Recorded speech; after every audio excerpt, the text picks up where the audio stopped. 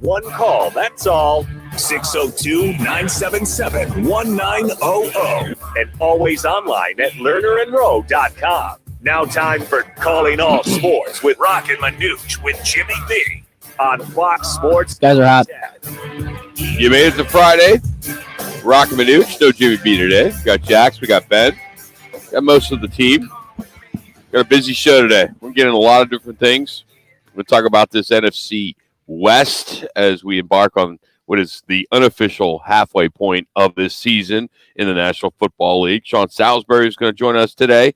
We're going to talk a little bit about what we saw last night with the World Series. Really looking forward to catching up with Paula Bovin. She was on the College Football Playoff Selection Committee for the last few years, and we're going to kind of go behind the scenes so we get a better idea as the first week of rankings came out on Tuesday, so we'll dive into that with her. We'll also get into some college football talk. We'll do our picks with Scott Spreitzer, and we'll round out the day a little bit later with Jim Donnan. I'm telling you, Jim Donnan, former Georgia coach, big weekend with Georgia and Tennessee. Can't wait to talk to him, as well as Kevin Rowe will join us for his weekly picks as well. But we're out here at Wright Toyota, as always, on a Friday. You won't go wrong, WrightToyota.com. Had an opportunity to kind of cruise through TPC Scottsdale, and just in 1 week, 16 and 17 looks basically done. I mean, I couldn't believe how much they've gotten done in the last 2 weeks. Since they got this thing rolling. They can't possibly put any more people in. They can't add another stack. I know it's 3 stories, but are they limited as to how high they can go over there? I they fill it up. I don't think they have like restrictions like everybody else in the United States with like fire marshals. Yeah. I don't think they have that there. They're already outside. They could. The only thing I think of is it just over the years, Rob, we've been doing this for 18 years, and you see this thing grow and grow and grow. It amazes me. I'm sure the crowds during Super Bowl week will just be off the charts whatsoever. They've never had to limit the amount of people coming in, have they? They've never got to that point yet. It'll be record setting. I'm sure. It's amazing how they do attendance. I believe it's just in the air. They count cars. Is that how they do it? What's interesting is they count per cars. car, They 2 count per car. cars, and they probably got some type of I don't know, I don't know what it is to be able to figure out tickets sold. Right. But so many people Uber. Sure. So, Yeah. I mean, how do you figure that out? There's got to be some kind of fudge factor. Some I would system think. they have to tell us that it's 250,000 people on a Friday afternoon. What was it last year? Like 275? Was it last Friday last year? 270, 250, 275-ish at one spot. Because the Phoenix Open, Waste Management Phoenix Open, becomes one of the largest cities on a daily basis. Similar to Lincoln when Nebraska plays football games. Absolutely. Right? It's very similar to that place, I got to tell you, playing there my senior year in Lincoln is off the charts. What a fun place to go to play. But you're right. We get there 3 hours before the game. I mean, the stadium's like half full, people walking up and down the streets. It's carnival atmosphere, nothing but red. And that's what you love to see. You like to see what I love to see is what I just got myself, a strawberry banana. You sure did, boy. Shake from Mr. Softy here on Friday. He normally comes around 2:15, 2:20. He was a little early today, so I had to jump on that. He knew we were here early. Yeah. So I got my beef jerky from the beef jerky guy that comes through every Friday. Get the best beef jerky in all of Phoenix, Arizona. All right, a lot of stories to get into, a lot of local action going on as well as what happened last night. Let's get right to it. Time for the top local and national stories of the hour. Powered by the Sportsbook at CAZ Sports Bar in Casino, Arizona. Bet big on your favorite teams and players in an environment that's as exciting as the game you're watching. There's no better place in the Valley to get in on the action. The Sportsbook at CAZ Sports Bar. Now, guys, what's your top story this hour? Suns, as they'll host the Trailblazers tonight and tomorrow. It's a rare 2-game series here in Phoenix. They've won 5 straight. They had to win over Minnesota. They're 6-1 overall, and their lone loss was to Portland in overtime in the second game of the year. It is being reported that DeAndre Ayton is probable to return tonight. Unfortunately for the Blazers, Damian Lillard will miss the game with a calf injury. I'm kind of bummed out. This is my first I'm going to Suns game tonight, and I haven't gone yet this year. And as a fan, and I would have liked to see Damian Lillard be in the game because he is fun to watch. He's you go phenomenal. to the NBA because you want to watch players. Sure. And just, shooting, rebounding, assists. I mean, he's the guy that pretty much, since they lost C.J. McCollum last year to New Orleans, he's it. And, to erase that lone loss that they've had. But back-to-back at home against the same team. And Devin Booker, I heard him talking about it last night. Says, hey, look, it's kind of like baseball. Says, we're looking forward to it. And I love when a basketball player says, I'm looking forward to back-to-back games. Now, of course, they're home. But probably means that they're going to get a day of rest, right? Well, they will. I'm not sure Sunday for a couple of days before next week hits. But I think that's kind of fun to see back-to-back. And too bad Lillard's not playing because it'd be like the best of three kind of a series. Coyotes last night got crushed by the Stars, Dallas Stars, 7-2. 7-2. They have now fallen to 3-6-1 on the season. They will now play their next 14 games on the road. See you around starting Christmas, right? Tomorrow in Washington. Thought it was quite interesting that I saw a story this morning in the Dallas Morning News regarding the Stars blowing out the Yotes. And it was interesting. The headline said, in controversial college arena, Stars NHL caliber play was exceedingly apparent. And then the sub-headline said, the Coyotes stood little chance versus the Dallas offensive onslaught. Excuse me. And what was interesting about this story is they really kind of peeled the onion on the fact that they're playing in an arena that seats 4,600 people. And they said that the game resembled a party behind the net where standing room rails were full and a crowd invested in having a good time instead of the result. They went on to talk about how they had the team bus parked on the loading dock there at Mullet Arena, and college students were hunting for parking spots, and they had their backpacks as they're going to class. And they said, one thing they did say, it was the return of goaltender Wedgwood, who used to be a Coyote, if you remember. And he brought something up that I thought may become a problem in the NHL. He said the ceilings were very dark and close to you, and it meant that the pucks kind of disappear a bit when they get high. Now, if goaltenders start complaining about the level of play because of the venue, right, that could be a problem. Well, the visual, I mean, basically when the puck gets up in the air. Yeah, you lose it. Yeah, it's either they don't have enough lighting there or it gets in between the darkness that's there. And I haven't seen her be inside the arena, but I can imagine not as high as any of the arenas that they've been to, Gila or Footprint at all.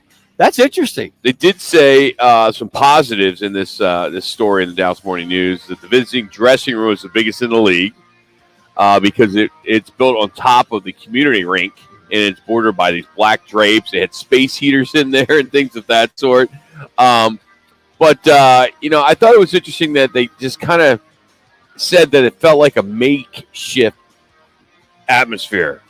And they felt like, he said in the story, that it resembled an exhibition game, that the Stars were in like training camp or were in Boise for a game. And I just thought it was interesting that they kind of really beat this arena up. They said they first talked about the Yotes and how they're tanking and they're going to be bad and they're just a bad team. But they said that they are not an NHL product. Mullet Arena is hardly an NHL venue.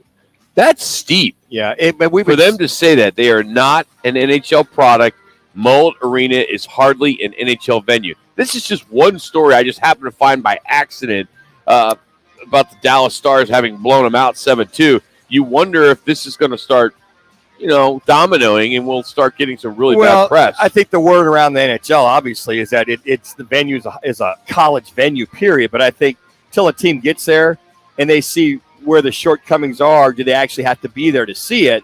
And I think there'll be a lot of press members or players that'll beat it up, but they got to understand it is what it is until they either get an arena or not until they get an arena or they move. By the way, I did talk to one of the council members. November 29th, it is, but there's some things they've got to work out. I don't know what that is. And he said there's some things to work out. But November 29th, he feels pretty good, pretty confident that things will move ahead. But there's just a few minor details that have got to be worked out to be for the final vote on November 29th and or sooner. One other thing that they mentioned that they said in the arena was that there was little sign that the Coyotes even played there, and that because they share the center ice logo with Arizona State. It says there was no Coyote signage except for video board imagery. It's not like the Staples Center where you got the Lakers one night and the Clippers where they can switch everything over. They can't do it. ASU's not going to do it unless the Coyotes put some money into it for the maintenance people to go ahead and change things over. I would have thought there might be more dasher boards with more of the advertisers for the Coyotes or something. On television, they're able to do it. Yeah, but I mean, but you know what? Hey, National Hockey League, we've bemoaned the fact forever. You wonder if they had got a little bit more usage out of the Coliseum, Rock. Hey, tomorrow ASU hosts number 12 UCLA. We'll get into that. NASCAR Championship 4 battle for the title on Sunday out there at PIR out there in Avondale. We'll dive in a little bit about the Astros edging the Phillies yesterday 3-2 to take a 3-2 lead in the World Series. And Eagles remain perfect as they beat the Texans last night 29-17. Hey, you have an opportunity right now to win yourself a backyard patio grill set, courtesy of Twin Peaks, Coors Light, and Blue Moon. Just text PEAKS to 55678. That's PEAKS to 55678. You can enter once a day. Standard message and data rates apply. We're going to take a look at the NFC West, kind of look at the Cardinals looking as we look forward, as some may say that this is the unofficial halfway point of the National Football League. We'll dive into that next. Sean Salisbury in 20 minutes.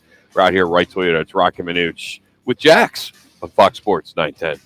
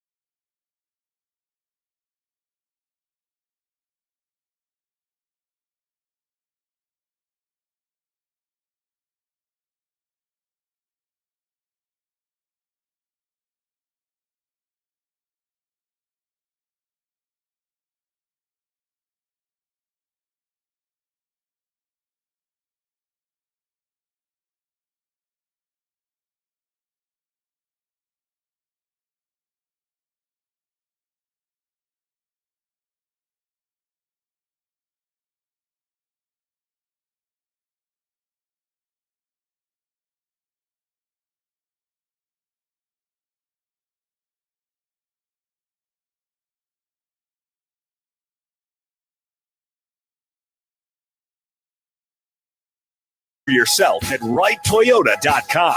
The right price, the right selection. Right Toyota.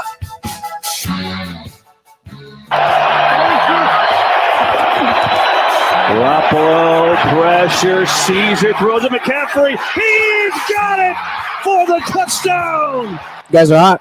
Wow. How about that? As the 49ers traded for a massive, massive player. Ooh, what are you doing, dude? Ooh, It's okay. We're good. Yeah, Jack's just got carried away over there filming all this stuff and whatnot. But Christian McCaffrey, former Stanford star, back in the Bay Area. Of course, the 49ers outbid the Rams in the process. And on Sunday, CMC became the first player in 17 years to rush for a touchdown, catch a touchdown, and throw a touchdown in the same game. But it is the unofficial midway point of the season. Seahawks, they have established themselves as the biggest surprise so far. The NFC West as a whole has been somewhat disappointing. It has always been one of the most competitive divisions the past few years. Collectively, it's a sub-500 record, 15-16. A lot of concerns with the Rams and the Cardinals. The biggest questions are coming from Los Angeles, where, of course, those defending champions are 3-4. They got thumped by San Francisco last week, and they had promised to kind of run it back, and that didn't happen. And meanwhile, you look at the 49ers, they improved to 4-4, entering their bye week, and they appear primed right now for a second-half charge, especially with McCaffrey, and they're 3-0 in the division. Seahawks, of course, in Arizona. The Cardinals, we talk about them every day, of course, and it's now or never for them, as their season, I think, boils down to the next 3 games with the Seahawks. Then they're in L.A., and then 49ers here. If you look at what they did last year, it was amazing. 7-0, and then Cardinals go 7-12 since, an ugly playoff loss, and, of course, the seat's getting hot for Cliff Kingsbury. But when you look at the playoff odds, I thought this was interesting. Playoff odds, Seahawks currently 71.9%, followed by the 49ers at 67%, Rams at just about 22%, Cardinals 7%. That's according to Football Outsiders. It's interesting because as banged up as the Rams are, if they get healthy and if they get Odell Beckham and if they can work out the scenario with Cam Akers, which I guess they're still trying to work out that with Cam Akers, they're somewhat depleted in that offensive line, the patchwork. Then you got Cooper Kupp that got dinged last week. I believe it was an ankle. And we talk about the health. So who's ever the healthiest the last 4 or 5 weeks of the season, I think, is going to win it. But all that being said, I can see why San Fran making the move for CMC. Deebo Samuel will be in that fold, receiving core. But it's their defense that's really only had, I think, really 1 or 2 hiccups at all that I think will carry them through. And then you're looking at Seattle. Okay, they are the surprise, but can they hold serve? Here we are after the first half of the season, as you call it. Can they hold serve? Can they come together? And if they start having injuries, like DK Metcalf, he's banged up a little bit. He's questionable for the game. He'll probably play, but can they carry that throughout? But who's the most confident, steadiest group right now? I think it's San Francisco. And then if the Cardinals catch lightning in a bottle, everybody gets clearly healthy. Is. Yeah, and if they go away the Cardinals, they've just got to get healthy. If they get healthy, I don't even know even if they are healthy. It's a good point. I mean, they just haven't shown. They basically were given a gift by Las Vegas. In the other game, you look at, okay, they came back, they took care of business in the second half and win. But when I look at this Cardinals team, I just still see so much inconsistency throughout. You don't see that inconsistency with Seattle and with San Francisco, even with LA, as far as getting the plays off. Well, you see more sacks with LA. You see, I think if you're talking to Rams fans right now, I think they would disagree with you, because you're seeing a Matthew Stafford who's got more interceptions and touchdowns this year. He's been sacked 24 times. Mm-hmm. The offensive line's been rebuilt. They've been getting killed. Decimated. They have the worst rushing attack in the NFL. I mean, they were scoring. I think they were averaging 27 points a game last year. Now they're maybe 16, 17 points a game. But what I'm getting at, Rock, is if they can get some semblance of healthy, they've got to truly, if they're going to have any chance, Akers has got to come back, and Odell Beckham. They've got to re-sign Odell. Well, I don't know about that. There's talk that he may go to Green Bay. Well, and Cooper Kupp's out. Yeah, he's out. He got hurt last week. I think like the last couple minutes of the game. So yeah, they're. I don't. They could say it's going to be a 2-horse race: San Francisco and Seattle. And again, even with the Cardinals getting healthy, if they can, how are they going to do it? You got these next 3 games, and you got the Chargers, the 4th game. So you got teams. I can't figure out the Chargers this year. They're like probably one of the quietest NFL teams. No one's talking about them. Well, I will say this. Right? Are they? I mean, what was the last time they even were the lead story? Well, they're just kind of doing their own thing. Well, they're 4-3. They're only 1 game back of first place. I know, but they've been dinged up. Yeah, they've been dinged up a little bit. It's all about who can weather the storm, get themselves ready for the last 4 or 5 game run. When you look at this division, and the Cardinals, this is it. And everybody says the 3 games. Well, it's really the 4. And the Chargers, if you get Herbert coming in here, he puts 400 on you, and all of a sudden they get their defense together. What their issue has been their defense. Being able to stop teams in that final quarter where teams come back on them. And I think that the Chargers might have been a little overrated, we thought, going in. Yeah, it could be. I was high on them. Well, we all were. Okay. They're going an outstanding quarterback. Next step for him. But again, it's pretty much the Chiefs in that division. But when you look at this Cardinals team and you look at, okay, they've got to go on a run. Can they win 3 or 4 in a row? Anything's possible. We know that, but not with the way they're playing right now. It's in a very disjointed way. And you got to give HBO credit. The timing couldn't be any better to start Hard Knocks. I mean, it could be really bad. It could get really bad. And I'm anxious to watch this. I mean, this is going to be great. You could either see the meltdown right in front of you, played out in front of you, or you could see a hell of a comeback. So it's going to go either way. If it's a 500 team, they turn into a 500 team, or a 9-8 team, or 8-9 team, whatever it is, it's going to be very vanilla. But if the storylines, I don't know about that. Storylines can make a push, and show that, then it'll be very interesting to watch. There was a situation when Hard Knocks is new when it comes to doing the in-season. Right. They've always done the one, it was Detroit, and that would typically go for whatever weeks. So now they're doing 2 a year, right? So when they had the Colts last time in season, they joined in. They were 3-5. The Colts were 3-5. Same as the Cardinals. Indianapolis ends up going 6-1 before they had a couple losses that ended their playoffs hopes. But if you look at the fact that if there's anything positive with Hard Knocks, maybe they give the Cards some good luck. Yeah, it might be because go from 3-5 to 6-1. Well, it's going to be tough sledding because Chargers. I look at the rest of the maybe except for the Falcons, but the rest of the schedule with you got the Chargers, Patriots, Broncos, Bucks, and Falcons and 49ers. I would say all of those teams and the Broncos, they could get their ship righted as they won last weekend with Russ. Every one of those teams is a potential playoff team, and the Falcons too. I should back up on that. The Falcons are also. So every one of the remaining games the Cardinals have are going to be facing a team that has a chance to either win their division, except for maybe the Patriots, or make a wild card spot. So there's no patsy, as I call. There's no little sisters of the poor on this schedule here on out for the Cardinals. So you've got to get healthy, and you've got to get a lot of your woes figured out when you're going to move forward. But starting with these 3 games, Seahawks, Rams, and 49ers. So we're basically now in the second half of the NFL season, and our 22nd year of hosting Monday Night Football at Casino Arizona has been a huge hit. We call it the Monday Night Tailgate Windcast just for watching football, as we host multiple cash giveaways. We got our kickoff progressive jackpot, which is already over $1,900. Plus, we give you 2 sets of squares that are worth $25 each quarter. Again, all this is free, depending on the week. We do propositions. We do football bingo. We're going to do football bingo this coming week.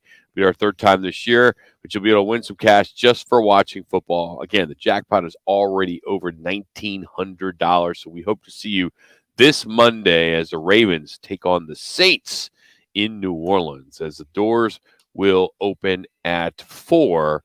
And I believe game time will now be 6:15. Yes. Clocks change, which sucks. this weekend. I'm glad this is the last year of daylight savings. Yeah, time. Cardinals kickoff is at 2:00, 1 minute. folks, to this weekend. Yeah. So, yeah, that's right. They may go into law that this will be the last time this happens. I think it's pretty much a done deal. That's fine with me. I think we're all voting for it, right? I'd be like, hey, we're Pacific. I tell everybody that. It's just easier. For booking the guests, okay, Oh, it changes man. 3 hours, 2 hours. I like the 3 hours. behind. Who doesn't like watching sports starting at 4 o'clock? I would agree. 5 o'clock. It's great.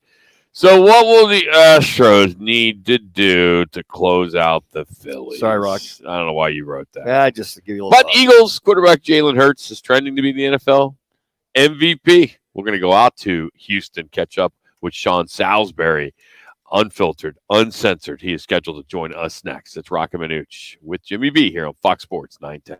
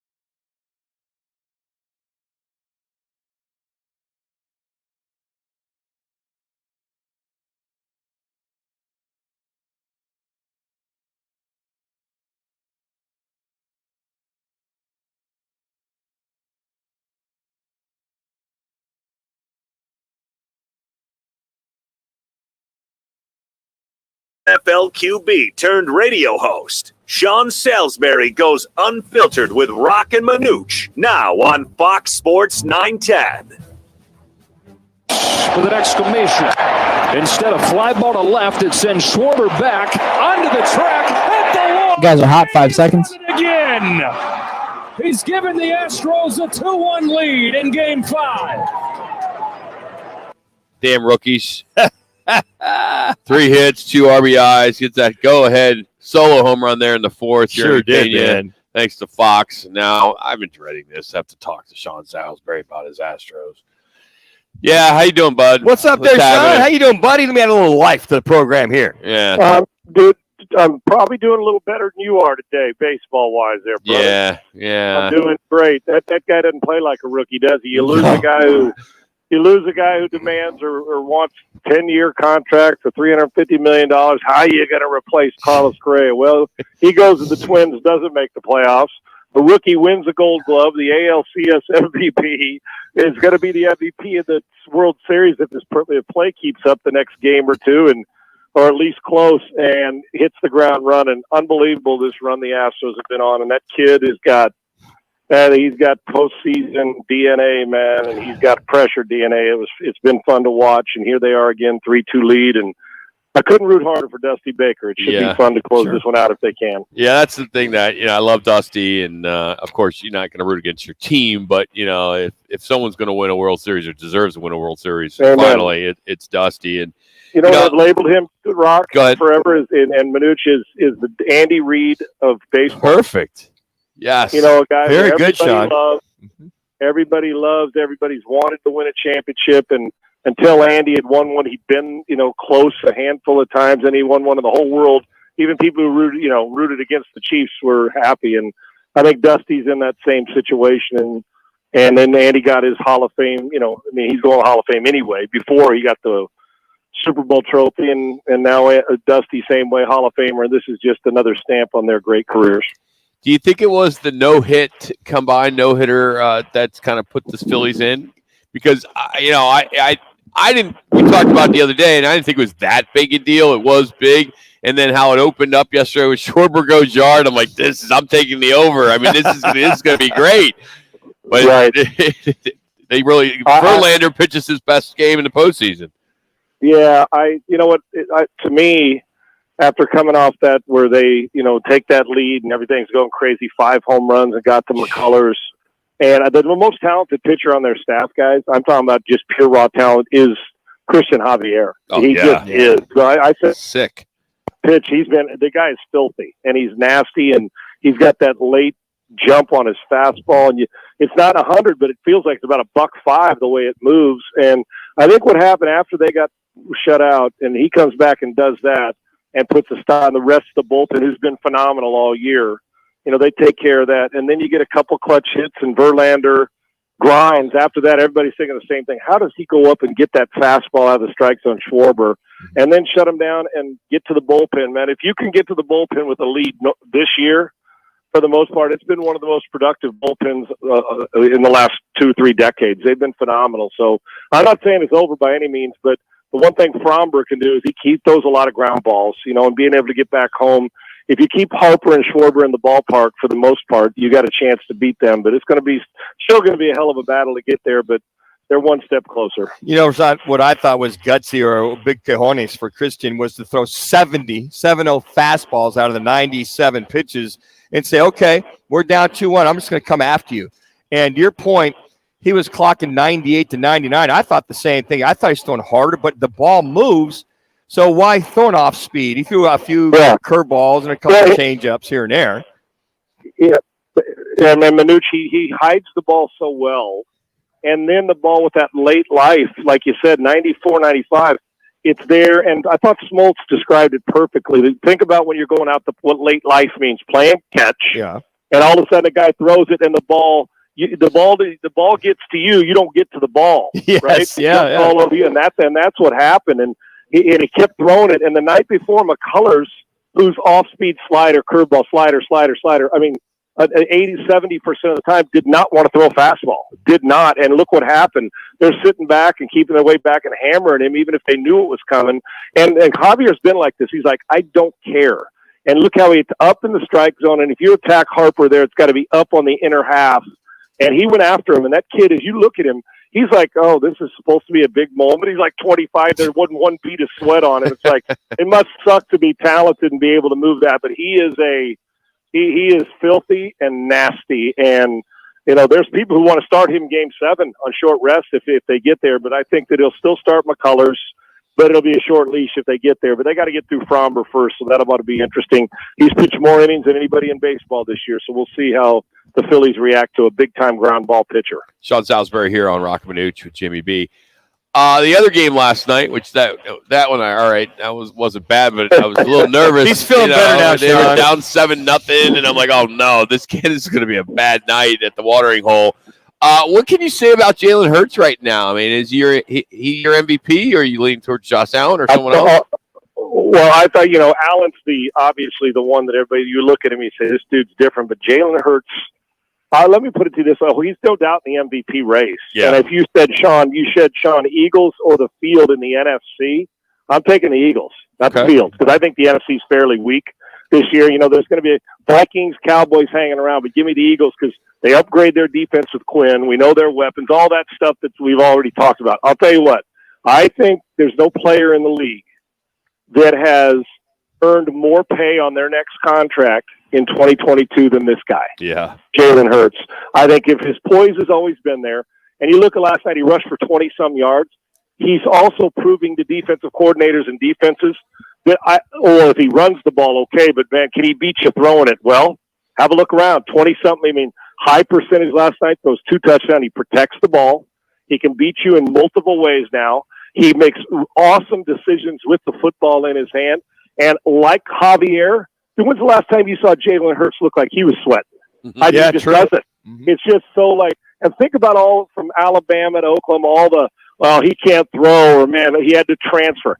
At no time have you ever heard him make an excuse, apologize for having to transfer, or, say, well, yeah, I can't believe these guys don't think I can throw. All he's done is keep going to work and keep doing his thing. And now instead of, do they have a future? And Sirianni's coaching him up great. They're putting him in position to be successful, got him weapons. And 2 in the AFC is doing the exact same thing. The irony is they're both from Alabama, just the way they're doing it different. But Hurts can beat you even if he doesn't have to. You're damn right. You're staring at a couple $100 million coming up. And think about that. That's a second-round pick that they wondered 12 months ago if he was going to be their franchise quarterback, and here we are. Sean, it's interesting. You see some of these quarterbacks, and they're stallions, right? They want to come out of the gate and just go full bore. But the thing I had to learn, and I'm sure you did too, and I think that when you hear Justin Fields, Jalen talk about it as well too, is that to calm down or to gear down. And the conversations that Sirianni had with him was, just trust me, just relax and trust where we're going here. And I think he finally gets that piece of quarterbacking, at least what I'm seeing. So I agree. The light switch goes on at some point. For some, it's a year. For some, it's 6 months. Some, it's quantum leaps. Some, it's slow. And trust, and that's part of it why some guys don't have success, the ability to get buy-in from the coach to the player to the coach, and trust with what the coach is teaching you and coaching you about, that it's going to sustain you. And for the coach to trust that he sees the evolution of that and the quarterback grow. And you guys know this, no matter how good you are physically, if you don't keep up with the processing information and doing all the off-season stuff, mechanics, and pulling the trigger, throwing to windows, he's now throwing people open instead of waiting.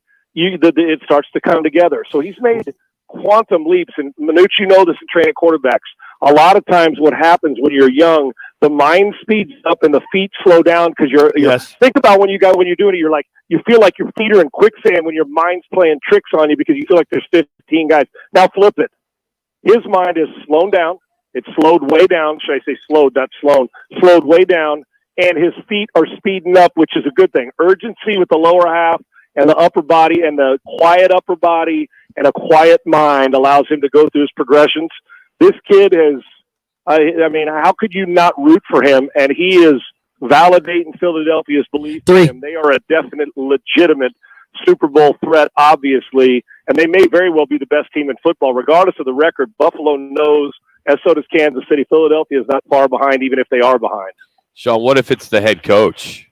And we're talking what we deal with and what we're watching here in Phoenix with Kyler Murray and the issues that we're seeing. And this is 4 years now, and we all know he's a hell of a player in Kyler Murray, but man, they're missing. They're just play calling's horrible. Yeah. The signs that we're seeing watching these guys, it's just not a good spot. I think, Sean, it's the inconsistencies after 4 years. Yeah. spectacular once in a while. Yeah. The one thing that's consistent is they're inconsistently Yes. good. Yeah. Right? And the truth is they both are similar from where they came from as far as offensive philosophy, Cliff and Kyler. So at what point in time can we quit saying, ooh, look at these, look at all the potential? Well, that's fine, but potential gets coaches fired and quarterbacks traded or lose their starting job. Both are, and we've somehow labeled them, ooh, spectacular, brilliant mind for Cliff, and he can coach him, and Kyler, all this talent and wonderful quarterback. Well, here we are. If this was somewhere else, wouldn't people be getting impatient? Oh, yeah. And if you're not, it's got to change from protections and how to do it. So all that flash and dash in college, and when you see it spectacular once in a while, consistency, sustaining consistency is what wins. And I'm going to tell you, we're at the point now that if this doesn't get changed around soon, you're going to have to interrupt that two-man show, and whether it's Cliff or Kyler, and find a change, because right now it's not good enough, consistently enough for me to say star coach, star player, star potential. I don't care about the potential, because right now it looks the same as it's looked before. It just kind of just once in a while, and it doesn't seem to me they're on the same page. Feels pretty rigid to me, whether it's on the field or what have you. I think they got a long way to go. I'm not sure that you're going to see this marriage a lot more time if it happens in the next couple of years, if they don't get things done. We agree. I think, Manuch, we both agree on that one. We second the motion. Sean, I owe you dinner at Mastro's or Ocean Club when you're back out here. I really appreciate what you did to help me get tickets and all that for the World Series. And you don't unfortunately, you don't know me anything, brother. Life got in the way. I'll be there Game 6 with Mattress Mac. So when we give the thumbs up and rub it in when I text you, you'll know that. Okay. You don't know me anything, brother. you tell him Roc and Manuch said hi, would you please? Yeah, I'm just hoping if after Mattress Mac wins this $75 million, he'll buy me $1 hot dog. There you go. Yeah. Thanks, buddy. Appreciate it as always, man. Fellas. Thank you. All right, guys. Have a great weekend. You Thanks. too. That's Sean Salisbury. He was nice enough to get me tickets to go to the game Saturday, but had a family issue and couldn't go, and was kind of unfortunate. But I owe him for getting tickets. The tickets he was getting was directly from Mattress Mac. Well, like you said, Rock, life gets in the way sometimes, right? It does, yeah. Hey, make plans to watch football action on any of the 4 Twin Peaks locations this weekend. You can take advantage of some man-sized Blue Moon and Coors Light drafts, and you can always enter to win the custom backyard patio kit. Just text PEAKS to 55678. That's PEAKS to 55678. Daylight savings time ends Sunday. Will it be the last time people in America fall back? And arguably one of the best World Series ever happened on this day. We're going to take you back next. It's Roc and Manuch with Jimmy B right here at Wright Toyota. This is the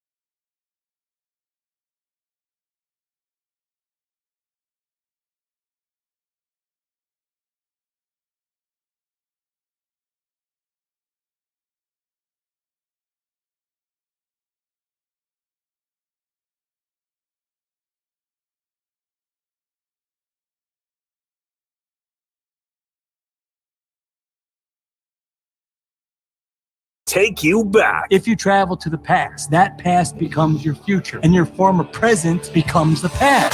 A quick reflection on some of the more memorable moments in sports and pop culture. Time for your 72 Sold on This Day report. Get our price, a higher price at 72sold.com. The chance of a lifetime for Luis Gonzalez. 2-2, bottom of the ninth.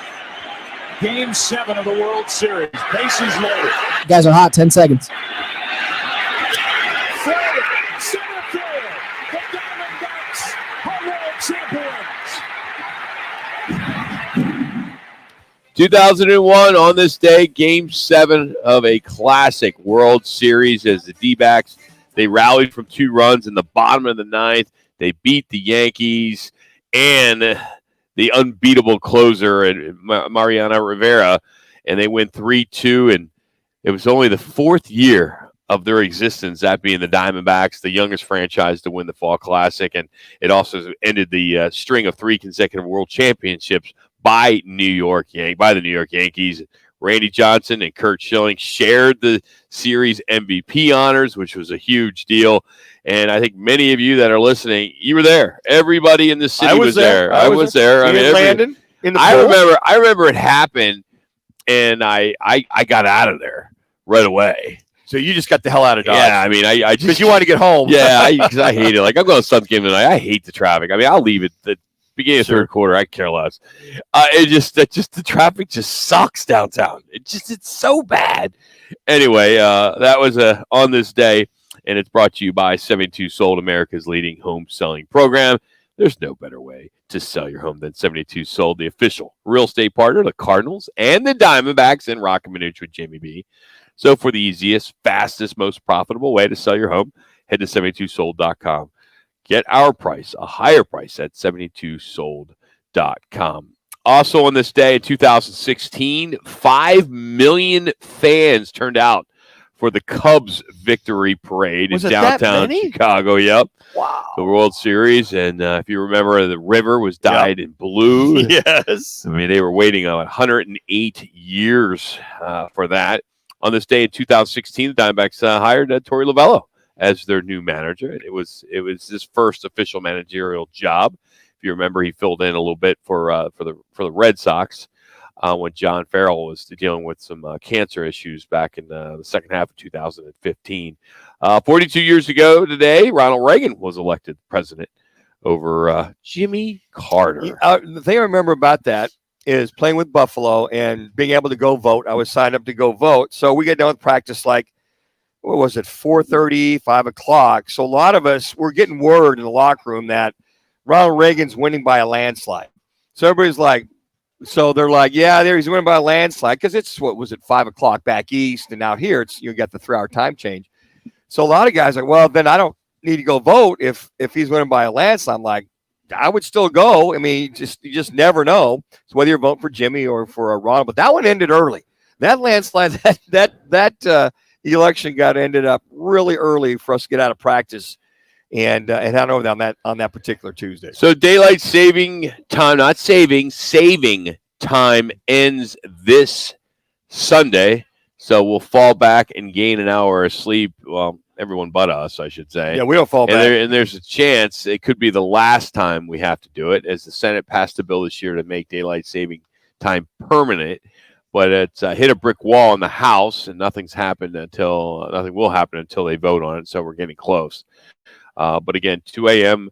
Is when everyone else will be changing their clocks. And I remind you that for Sunday, Cardinals 2 o'clock. Yeah, I am here, booking the guests. I'm thinking, okay, so from now on, just Eastern time is to be 2 hours. Central will be 1 hour. California will fall back and be 1 hour behind us. I just wish California would just stay, the Mountain West time would just stay on the same time as we would. It's so much easier in just the business world. Just say, I bet. Same time as LA. I always say Pacific. It just makes it easier. I do the At least same half thing. the year we can say that. But now it's when you get people from the West Coast, it's okay. It'll be 2:30 our time, 1:30 your time, and then going east, Central, and going Eastern time, no big deal. A new study has found that the average American begins to notice the signs of aging at the age of, I'm going to say 50? 42. Okay, yeah. And on average, people believe that they're at peak health when they are 34. Yeah, it's kind of prime time. It's sports, and for a lot of people. You think it's prime time? Yeah, I think it's. A lot of guys will tell you, when did you start to fall off? Well, I got to about 33, 34. Got a step slower. Didn't have quite the juice in my arm. That's why, Rock, as guys get older, they play smarter when they play sports. But a lot of guys, such great condition right now. These guys are going to 38, 39, 40 years old. Look at your boy TB12. 45 years old and going strong. I wouldn't say he's going strong right now. Well, His Bucks are struggling. His numbers, he's second as far as passing in the league as far as yardage is concerned. So what? They're not winning. It's That's the whole point. It's not about stats, Manuch. Is that what you were all about? Stats? No. I'm just you saying. Didn't care about the team winning. His play hasn't fallen off. It's just that the team. Yes, it has. Because he's off. won a lot of games on his own. He has, but he hasn't had a lot of help this year as far as guys dropping passes. Everybody makes defense. excuses. I'm not making excuses. Everybody. The difference is that you got Godwin dropping passes. You have guys dropping passes here and there, and they don't have the running back core, and they don't have the linemen. So he can't catch it and throw it and run it all the same, even at 45 years old, Rock. His throwing the ball, his mechanics are just as sound now as they were when he was 25 years old. His escapabilities might have waned. He's pretty much Frankenstein in the pocket, can't move can't get out of the pocket, even with the knee braces.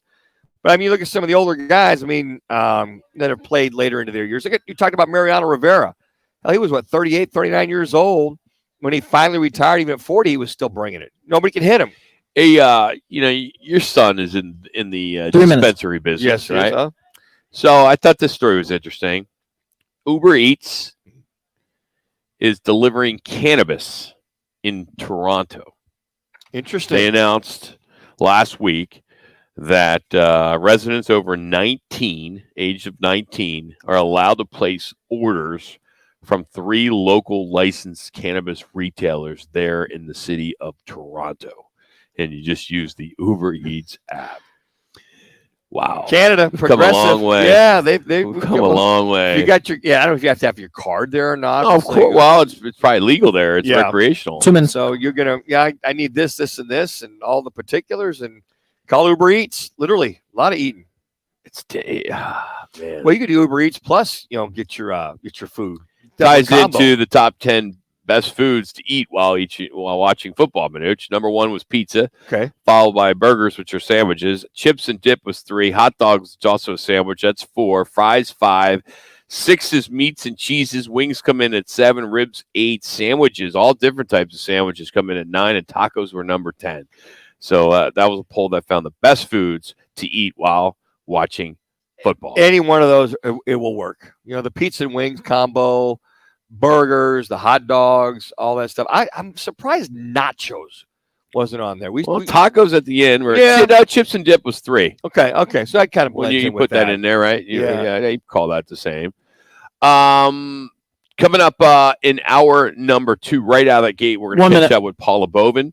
Looking forward to catching up with her as she most recently was on the CFP committee when it comes to doing the rankings and picking the top 4 teams.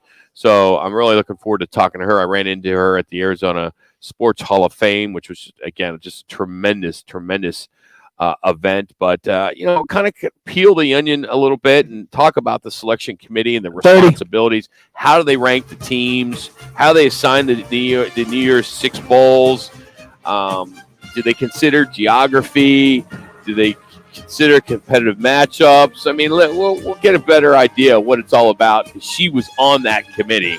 But she will join us next. Scott Spreitzer will join us as well. I got some cool stuff to pass along with ESPN's College Game Day. Really cool stuff. So we got a fun hour number 2 coming up from Wright Toyota. It's Roc and Manuch with Jimmy B on Fox Sports 910.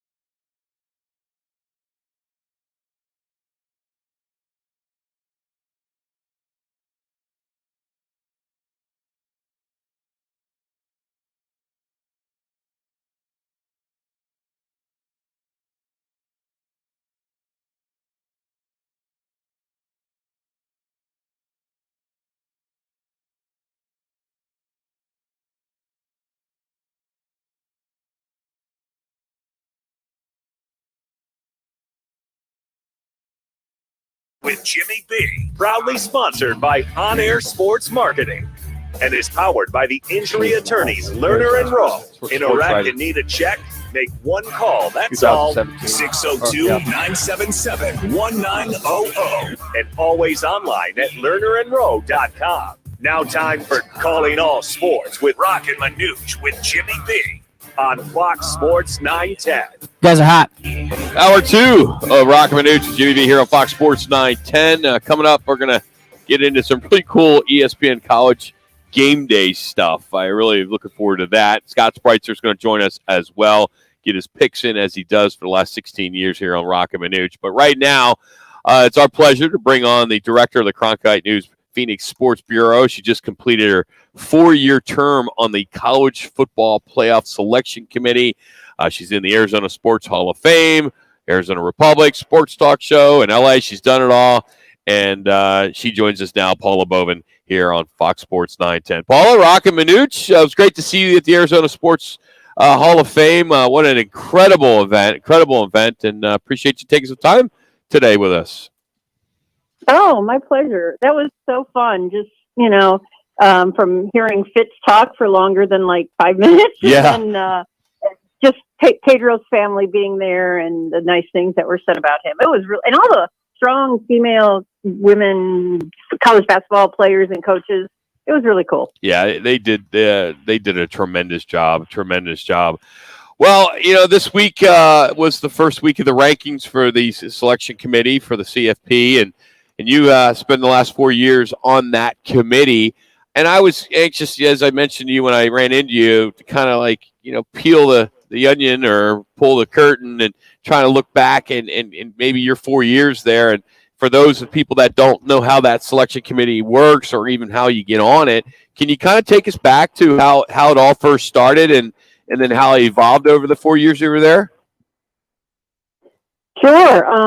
It was an amazing experience, and I'm going through total withdrawal this week. I'm like, don't they want my opinion? Come on. But no, it was great. It's really weird. It started with a phone call. Bill Hancock, who oversees the committee, Sure. I don't know if you guys know him. Yes, Great we do. guy, right?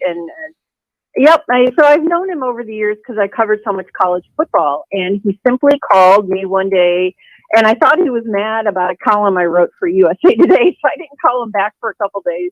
And I called him back, and he said, blah, blah, blah, how you doing? And by the way, would you like to join us on the College Football Playoff Selection Committee? And I about spit out the orange juice I was drinking. And I mean, it really was that simple. They kind of have a mix of people on the committee, a lot of former college football coaches, a lot of current standing ADs, and then a mix of other people. And one that they started adding is a former member of the media. And so that's kind of how it happened. And it was an amazing experience. I was often sitting next to Ronnie Lott, who was in my class. And, this hard-hitting, tough guy was like the most gentle guy I'd ever met. And we would debate. I would fly into Dallas on a Sunday. We're kind of sequestered in this hotel for a couple days. I would be there through Tuesday, and much of that time was spent in this conference room debating how we're doing this top 25. It was fun, intense at times, but an amazing experience. Paul, I'm just curious, knowing that after the 7th, 8th week, whatever, leading up to that, are you kind of getting your ammo together, getting your thoughts, getting who you like, and before you get into that room, as you said, and start to debate and kind of give your 2 cents worth, if you will, or do they give you some kind of a criteria or method to the madness prior to getting there before the first official vote comes out? Yeah, so what happens is, well, one thing, we all get an iPad that has the coach's cut of every game in college football, which is amazing. The coach's cut, for those who don't know, is just no commercials. You can fast forward. You can watch just offense, just defense. So as the week started unfolding, I'd watch a lot of college football on TV, but then I would go to my iPad and games that really seemed to matter and watch really specific plays, go through the games. So I'm absorbing a ton of stuff in the first, half of the season or whatever. And then, when we get there, I mean, there's certain things that we're looking at as this is unfolding. Strength of schedule, we've got, our own sort of metrics for that. If these teams have played head to head, comparative outcomes of common opponents, and there's definitely a little eye test there. I mean, it would be dumb not to, with all these former football coaches and players in that room. So those conversations would come up. And we would, by the time we would meet for the first time on that Monday, we have to go in with we do a top 30. Okay. So we would go in with our top 30, and then we'd go by chunks. Everybody would rank their first 5. It'd go into a computer. It would, measure it all up, and we would just kind of do it in chunks that way, and then debate quite a bit for many, many hours. Yeah, I'm curious. Just to be so cool to be a fly on the wall and for that debate, that discussion that you have. I could only imagine. And is there any? You're out here. Basically, we're close to the West Coast. Is there West Coast bias at all? Not in that room. Okay. And I say that sincerely because I wouldn't have done it if I felt that was the case. And it sounds so cheesy, and when I tell people that, they don't believe me. But there was no agenda in that room, and I will tell you the woman that was in the committee before me, Condoleezza Rice, sure, who obviously was on some very impactful committees in her life. I met her once, and she told me this was the committee with the least agenda she's ever been on, and it's really true. Everybody really understands sort of the purpose, and you were recused if you're talking about your school. Everybody is assigned a conference, so there were conferences that I would pay specific attention to. But I think if there was any kind of bias showed, they wouldn't have lasted in that room because people really want it to come out fair in there. Paul, I'm just curious, and this is so intriguing that you can finally talk to us 4 years later. Yeah. Roc and Manuch and Jimmy B. When you look at it and you listen to everybody else talk in that room, ADs, players, former coaches, all the above, what is it you learn the most about coming to the conclusion of who's ranked where? Or did you just have your own basic thoughts? Well, I think what I learned out of that is everyone kind of brought something different, and that was really valuable to the conversations. For some of the football coaches, they would maybe recognize, certain trends with the quarterbacks or matchups on the lines or something that the defensive backs were doing. I'm very stat heavy. I love metrics. I like numbers. So I would bring that into the conversation.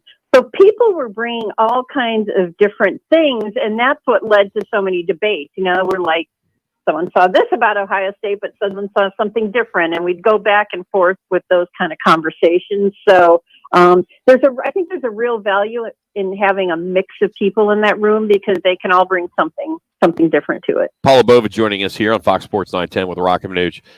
Paula, style points, the eye candy, all that, a team beating somebody by 30, 40, 50. How did that play in the second part of it, strength of schedule? How much did that weigh on some of your decisions? Certainly the strength of schedule was a factor because, it's the important thing to remember, it's the best team that gets in, not the most deserving. Okay. So that, there's some discussions about why a 7-2 team might be over a 9-0 team in the rankings. It's not necessarily because they won every game, but most deserving. So that was part of the conversation as well. And, we would look at sort of the scores. If the game was close, it usually meant the teams were closer in talent level. If there was a big blowout, that would suggest something too, but it would only be a piece of a very big puzzle. There was a lot of things taken into account when we were discussing these numbers. Paul, with the playoff going to 12 teams, it could be next 2 years by 2026. How will that affect you, Phil? Make it easier for the committee, or will make it more difficult because you're going to look at the 12 best teams, or there'll be a little more leeway in your voting? That's a really good question. I mean, I wish I was sort of in that room to see how that's going to turn out. I mean, I think, they're still going to do everything the way we used to do it and the way we used to debate, because we still are ranking, top 25 teams or whatever, and there's 12 in there. I just think from a fandom standpoint, it's going to be really great for the game. Just because I think there's going to be more of a mix of teams. There's always that chance that, the number 12 or the number 11 or the number 10 could upset some of the top teams. So I think it just makes it more entertaining for the fan base overall. So the last one for me, Paula. So as you see the rankings that came out on Tuesday, did you agree with what you saw? Were you okay with Tennessee at number one? There's a lot of debate, on that one this week. We were debating here on the show too, there, Paula. Oh yeah, I haven't, because I'm not scrutinizing these teams like I used to. Yeah, I probably don't know if I would have changed, and I know that sounds like I'm wheezing out of an answer, but I'm trying to be honest. Sure. I didn't have a big issue with anything. I mean, I understood why maybe there were some teams with one losses ahead of a team that had won all their games. Pretty clear who I may be talking about on that one, Mm-hmm. I mean, I understand why they came to the conclusions they did. So nothing really surprised me about what they came up with. But, I mean, I think this weekend is going to be so much fun because we'll see more questions answered again for sure. Big time. Paula, thank you. Good to see you the other night. And thanks so much for the time today. We appreciate it. Thank you, Paula.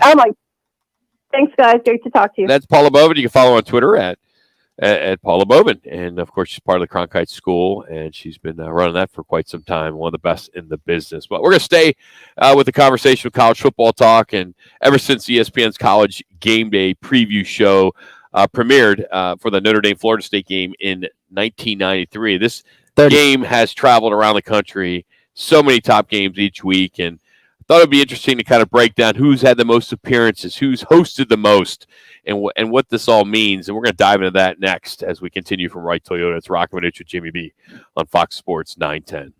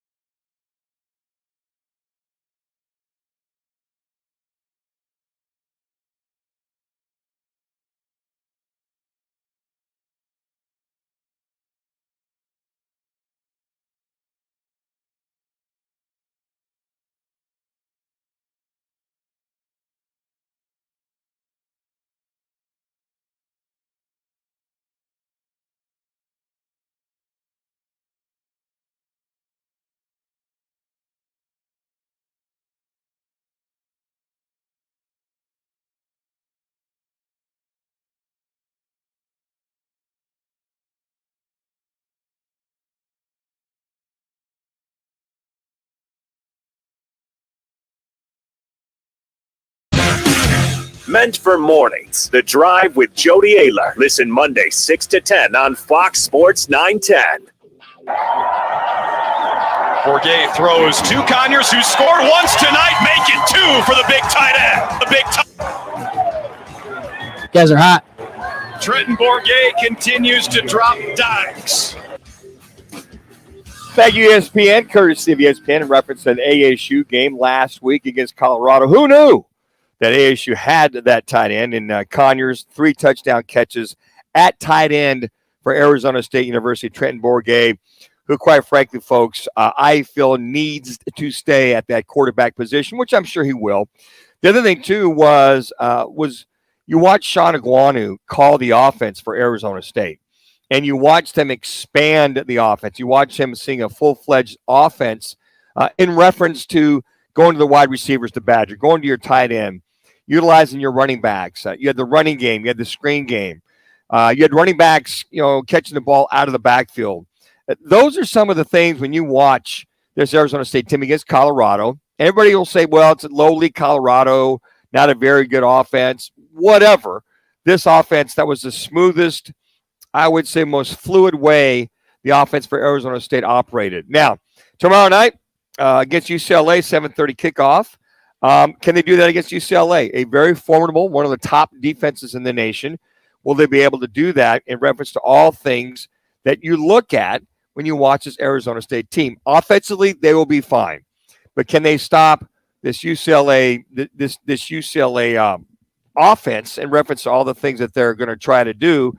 And I would pose this question to you, Jax. You've watched DTR, DRT, all the above. Was it 6th year, 7th year? Yeah, it's his 5th year. Are you sure about that? I think it's actually, I'm lying. I think it's his 5th year because of COVID. He got the extra year. Yes. But I will say this, watching ASU's offense last week, you finally went, wow, there it is. Now, I don't care if it was a scrimmage against their own team or it's Colorado or Bangor Maine Tech. You just saw some life, some energy. You saw some consistency with the offense. And I said this with Trenton Bourget a couple weeks ago when during the bye week, Sean Iguanu wanted competition at the quarterback position. And I went on record here and said, look, just take Trenton Bourget as your quarterback, give him all the reps, make sure Emory Jones is available, make sure he's okay to go as the backup, and give all those reps to Trenton Bourget. But the way Sean Iguanu did it, okay, I get it.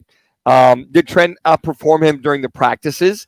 Well, there's a lot of guys that are, I call all-American half-pads. They look great in practice, but they get in the game and they hiccup all over themselves, or they throw up all over themselves, and they just can't get it because it's a different pressure. Mm-hmm. It's a different. You go from a 3rd or a 4th year to be there constantly, where practice you're a little more relaxed, don't quite have the urgency of people looking to come after you, and on top of that, they're not looking to take your head off at practice as well too, and it's not a live scrimmage whatsoever. Mm-hmm. And I think that's the one thing I see with Trenton Bourget is the consistency and the fluidness, if there is, with this ASU offense. He's got so much composure for a former walk-on, or I don't think he might still be a walk-on. I'm not sure about if he earned a scholarship. He sure should after what he's been doing this season. But the biggest thing for him is the composure of leading this offense, whether that's being in the system for so long or being an Arizona kid, growing up, being wanted to play at an Arizona school. Unfortunately, wasn't able to go to U of A, came to ASU. But it's going to be interesting with UCLA. I think the biggest thing is stopping the running game with Dorian Thompson-Robinson. They got a great running back in Zach Charbonnet, who's been tearing teams up. He's got 10 touchdowns, 964 yards rushing this season. And that's their biggest thing is obviously the zone read. That's something that's been established in football for many years now. But what they do and what Chip Kelly does, it's going to be interesting. I believe the line's at 10.5 here. It was at 11 earlier in the week. 11 earlier in the week. I don't see this being that big of a game. I think ASU kind of this is a good matchup for them defensively and offensively. It'll be interesting to see. I mean, DTR, they got to bounce back after that Oregon loss. I think they had a bye week last week. They did. They're coming off the bye. So here they are coming off the bye, rested. Seems like they're pretty healthy. You talked about the running back in the outstanding year that he's having, and those combined. And I think what we're seeing with the Chip Kelly era is he's finally got a plethora of juniors and seniors playing. He did pretty good in the transfer portal. DTR pretty much, like you said, has the experience. He's unwavered in the way he plays, the reading and reacting. And the Devils, I feel, if there's going to be another upset like it was a few weeks ago with Washington coming in, they're going to have to get on top of them early, get on top of that team early and often. And when you look at this ASU team and how you think they're going to flow, that for me would be the way that they're going to be able to flow. But to get on this team and be careful, because you might get into, I hope so, you got to be careful not to get into a shootout with UCLA. So this defense is going to have to definitely get some stops if they're going to win this game and upset UCLA from trying to win that Pac-12 championship. We're all college football fans. Love it. I mean, I love Saturday mornings watching game day. It sucks that now the time change is going to affect it by an hour. It's nice it comes on at 7 o'clock, 6 o'clock. It's awesome. Now it's an hour different starting next week. But, they're in Athens tomorrow. Athens, Georgia, not Athens, Ohio. Rightfully so. Bulldogs hosting Tennessee. The battle of the top two teams in the nation, arguably. And ESPN College Game Day, it started 1993. It was Notre Dame, Florida State. And I'm curious if you guys have an idea who has appeared the most and who has hosted the most. Oh. Now, the reason why I say it like that is when you look at hosting, there could be a neutral site. Oh, okay. Okay. And when I say hosting, it's on campus. Right. Okay. So it would be, in Tempe. Who do you think has hosted the most? I think Ohio State. That's what I was going to say, Ohio State. Not that there's a Kirk Herbstreit influence with that. I would Ohio State. Yeah, that's right. Yeah. It's Ohio State. Who would be number 2? Oklahoma. Alabama's number 2. Okay. 16 times. Ohio State was 21. Then there's a tie for third with Florida and LSU. There's a tie for the most appearances. Who would that be? Ooh. Oh, I see. I'm going to say Ohio State again. I'm going to go Alabama. It's both. It's a tie. Yeah. 54. Followed by Florida, Oklahoma, Florida State, and Michigan. Most wins is Ohio State. They're 38-16. Alabama 35-19. Florida, Oklahoma, and LSU. These are some other fun notes. For teams that have had at least 5 appearances, TCU leads the nation in winning percentage. They're 6-1 on college game days. They lost to Ohio State in 2018. Now, they're not consecutive weeks, but Ohio State is the only school to play 3 consecutive college game day games in the same season. They did it in 96, Notre Dame, Penn State, and Iowa. Now, Georgia Tech has the worst winning percentage. There's a bunch of schools that are winless, but the Yellow Jackets have the most. They're 0-5, and Army has the most game day appearances for a school outside the Power 5. Now, when you look at the record this year, when hosting, teams are 8-2. 3. So if you're betting 8-2, so I got Georgia winning tomorrow, but you'll probably make it 9-2. It's all about game day, right, Ross? Yep. Last year, and campus, I'm not counting the Cotton Bowl, Texas OU. Last year, 8-2. So if you're hosting, pretty good shot you're going to win. Mm-hmm. Well, I think that's just cool stuff. I mean, I don't think there's a better. If you were to talk about the best sports shows on television, it's hard not to give them number 1. Oh, I would agree. I love TNT with Shaq and Barkley. That's up there. The NBA would probably be second. That would probably be 2. Yeah. I know people are real big on the Manning podcast or Manning show. You could say Sports Center just because it's just like an iconic show that everyone grew up watching, and it's just an everyday show. But Sports Center is not the same as it used to be. No, I agree. I like the old Sports Center where I got my stats, I got my highlights, boom, boom, boom. 2. Now they're doing more fluff pieces. I will say this with Lee Corso and the gang. I mean, it just you're always waiting for. Now you got waiting for what head's he going to put on? That type of thing. And I think the entertainment value is more so because I think the NFL pre-games are just got a little stoic. Yeah, Bradshaw's got a little color, but they're just stoic to me. It's just okay. Yeah, you watch, but you watch. They're just you do not watch. No, you're true. switching over from 5 and 10, yeah, right? You're just going back and forth, seeing what they're talking about. because they are the best of the best. Yes, they are. And I love their commentary, what they're looking at, their analysis. And it's just, but game day is like, okay, what score are they at? It's the best. You're like, oh, wow. The energy. I mean, That's the it. energy. Yeah. And I'm literally, because I'm having issues as a gambler right now. I mean, I'm doing well. I'm doing really well, actually. But issue means I bet a lot, 40. Okay. I literally bet the same time they're doing their picks at the end. Really? Yeah, and I'm always, because Herb Street tends to go against the grain on most of the picks. Right. The other guys do. He's not afraid, and I kind of lean on him, and he's making me some money. Right. But just to kind of watch these guys go back and forth, back and forth, back and forth. I got to tell you what, if you're watching the NFL stuff, Kurt Warner has been on a roll as far as picks. He's been picking. Everybody will pick. It'll be Green Bay, and he'll take Jacksonville. Well, he's like 3 weeks in a row. He's money. So I don't know if you want a little tip from a guy that seems to be nailing it. You got Kurt Warner. Pretty much dial in. He's got to like if you're getting your picks in for Saturday and you're watching them when they go through all 5-6 guys or whatever. What's his name now that they just hired? Pat McAfee. Pat McAfee. I go against him because and him and Desmond Howard. They both suck. Howard's horrible. I love his delivery, but man, he's terrible. He's just playing to the crowd. What's he looking at? He has to be playing the crowd, Brock. He can't be that totally. Well, it's his first year on game day. He's a staple. He brings now. that energy, that he's young great. factor to the crew. And he could. I honestly, I want to hear you guys' take. Who do you think could replace the headgear tradition when Lee Corso retires? Because now you just get rid of it. You have to. Okay, I think that is. Yeah, it's been since '93. That's like Lee Corso thing. He wasn't there last week. I'm sure if he's there, I think he'll be there tomorrow. But yeah. Hey, speaking of betting, we're going to get into that next. It's week 9 of the NFL football season. There's some key college games, too, that could affect the conference standings. Scott Spreitzer from DocSports.com is going to break down 4 or 5 games or so next as we continue on out here at Wright Toyota. It's Roc and Manuch with Jimmy B. Fox Sports 910.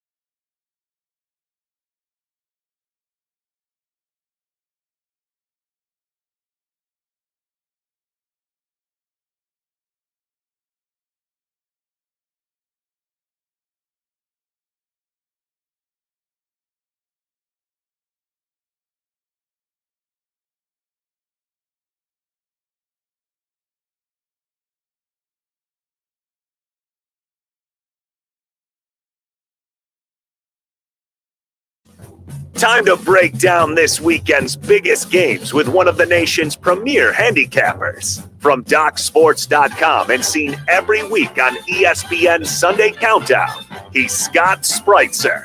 And he's here. Guys are hot. 5 seconds. Your picks pay out with Roc and Manuch on Fox Sports 910. Week 10 of the college football season is well underway. It started on Tuesday, and the slate is headlined by a marquee matchup with top-ranked Tennessee going up against Georgia. You also got Clemson heads to Notre Dame in a bid to stay undefeated on the season. And again, an SEC showdown with Alabama heading to Baton Rouge to take on a number 10 ranked LSU. And joining us now to break down those games, and then we'll get into some NFL games, is Scott Spreitzer from DocSports.com. You can also follow him on Twitter at Scott Wins. How good is Tuesday night football, especially when you get to watch the Ohio University Bobcats take care of Baltimore? Won that game. I could sit on my couch and watch that, or I can drive about 10 minutes from my house and go see Bishop Gorman High School. Oh. And I like the latter. Come on. The Mighty Mac. I mean, Tuesday, Wednesday games. I mean, that's great for us. They got the best slogan in Maction. Maction, yes. Love it. Scott, when I tell Rock, when I beat that treadmill up, I turn that game on. That's my power walking on the treadmill every Tuesday and Wednesday this time of year and watching the Bobcats make it happen. Man, I was able to parlay the Browns on Monday with the Bobcats on Tuesday. I mean, it was great stuff. Wow. I had the Browns on Monday, but I stayed away from the Maction on Tuesday and Wednesday.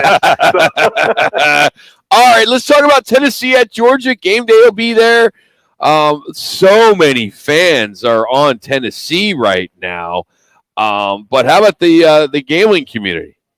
Yeah, that's all the way up to 8.5 and 9 now in some spots. Circa in Las Vegas just went to 9 earlier today. They were at 7.5 just 3 or 4 days ago. So this is going to be one of those Joes versus pros games where the average bettor or the so-called square is going to be on Tennessee plus the points, and the so-called pro is going to be on Georgia. 70% of the tickets are on Tennessee, yet the line keeps moving up and up and up, which means the respected money's coming in on the Bulldogs. And that doesn't mean Tennessee can't win or cover. That's just the way it is right now. But the public hits 50% of the time, too. They just lose that big. I got to say one thing, guys. When it comes to the playoff committee, the voting playoff committee, can we get an odds maker? Can we get a bookmaker on that committee? Because they rank Tennessee number 1. They rank Georgia number 3. Then the line comes out. The number 3 ranked team is 8 to 9 points favorite. And which means even if this was on a neutral field, the Georgia Bulldogs would be favored over the playoff committee's number 1 team. So just wanted to throw that out there. But getting to the goods, Tennessee's offense, they've been feasting on zone coverage. But Georgia, their head coach Kirby Smart is a man coverage guy. Mm-hmm. So I think you're going to see a mix that maybe Hendon Hooker hasn't seen this season. And I like Hendon Hooker. He might be able to overcome that. But it will be something new this year for him. Plus, you got that talented secondary for the Dogs. And I know they don't have Nolan Smith, and I know their sack count is down from where it was last year at this time. But I just think Georgia ends up winning this game. I originally made a prediction of a final score of 38-27. I'm going to stick to it. I do have a play coming up in one of the games we're going to talk about. I held off of this one, but I do lean towards Georgia. I might jump in and make a bet, but I kind of missed the best number. Scott, it's interesting that over-under you're talking about. I was thinking the same thing, but Georgia's defense is better than Bama's defense. And when Tennessee, heck, I was initially thinking when this came out, first one to 45, it could be a 45-42. And I'm, wait a second, this Georgia defense is still pretty good. So I think your prediction, as far as scoring-wise or keeping on the under, is pretty much intact, at least the way I see it. The way once you start talking about defenses, I think that makes more sense. Yeah, guys, you know what? When you look at that win over Bama by Tennessee, 110,000 screaming faithful at Knoxville, so they had that advantage. Alabama was as undisciplined as we've seen them in the Nick Saban years. They committed 17 or 18 penalties, constantly shot themselves in the foot, made life tougher on themselves, and it still took overtime and a field goal to win against Alabama. So I don't want to take too much away from a team when you beat Nick Saban. But, man, they needed a lot of help just to win by 3 at home at OT. All right, number 2, you got number 4, Clemson at the upsetting Notre Dame Fighting Irish. Last time I looked, Scotty, it's Notre Dame who was getting 3.5 on this one at Notre Dame. How good would that be to see Notre Dame finally catch lightning in a bottle, beats the Cuse last week, and take care of the Tigers at Clemson this weekend at, throw a couple of Hail Marys there if you could to touchdown Jesus. Well, it wouldn't be too good in my house because I have Clemson. And they're up to 4, by the way, just in the last hour or so. Most books have gone to 4 now, but Clemson is power rated 9 points better than Dame on a neutral field. So you got to figure, is South Bend worth 6 or 7 points? And they've already lost to Stanford at home. They've lost to Marshall at Notre Dame Stadium. They escaped against California at home. They're bad through the air. They're 106th in passing yards per game. And Drew Pine, his last 3 games, 49% completion rate, 4 touchdowns. And the problem is you can't run on Clemson. Even if the offense for Clemson isn't what we got used to under Trevor Lawrence, the bottom line is the defense is still top-notch. Can't run on them, so they'll look to stop the run. They'll force Pine in the Irish passing game to beat them if they can. And here's an interesting stat that I found. No defense in college football, none, 0, 130 teams, is worse in the red zone than Notre Dame. And Clemson has scored on 38 of 39 red zone trips. That's a little scary if you're the Irish. And I think we're going to see a lot of Will Shipley against this Irish run defense. It's one of the worst in what's called a defensive success rate. And success rates are basically, you throw out like total yards per game, rushing yards per game. They don't care when you get those yards.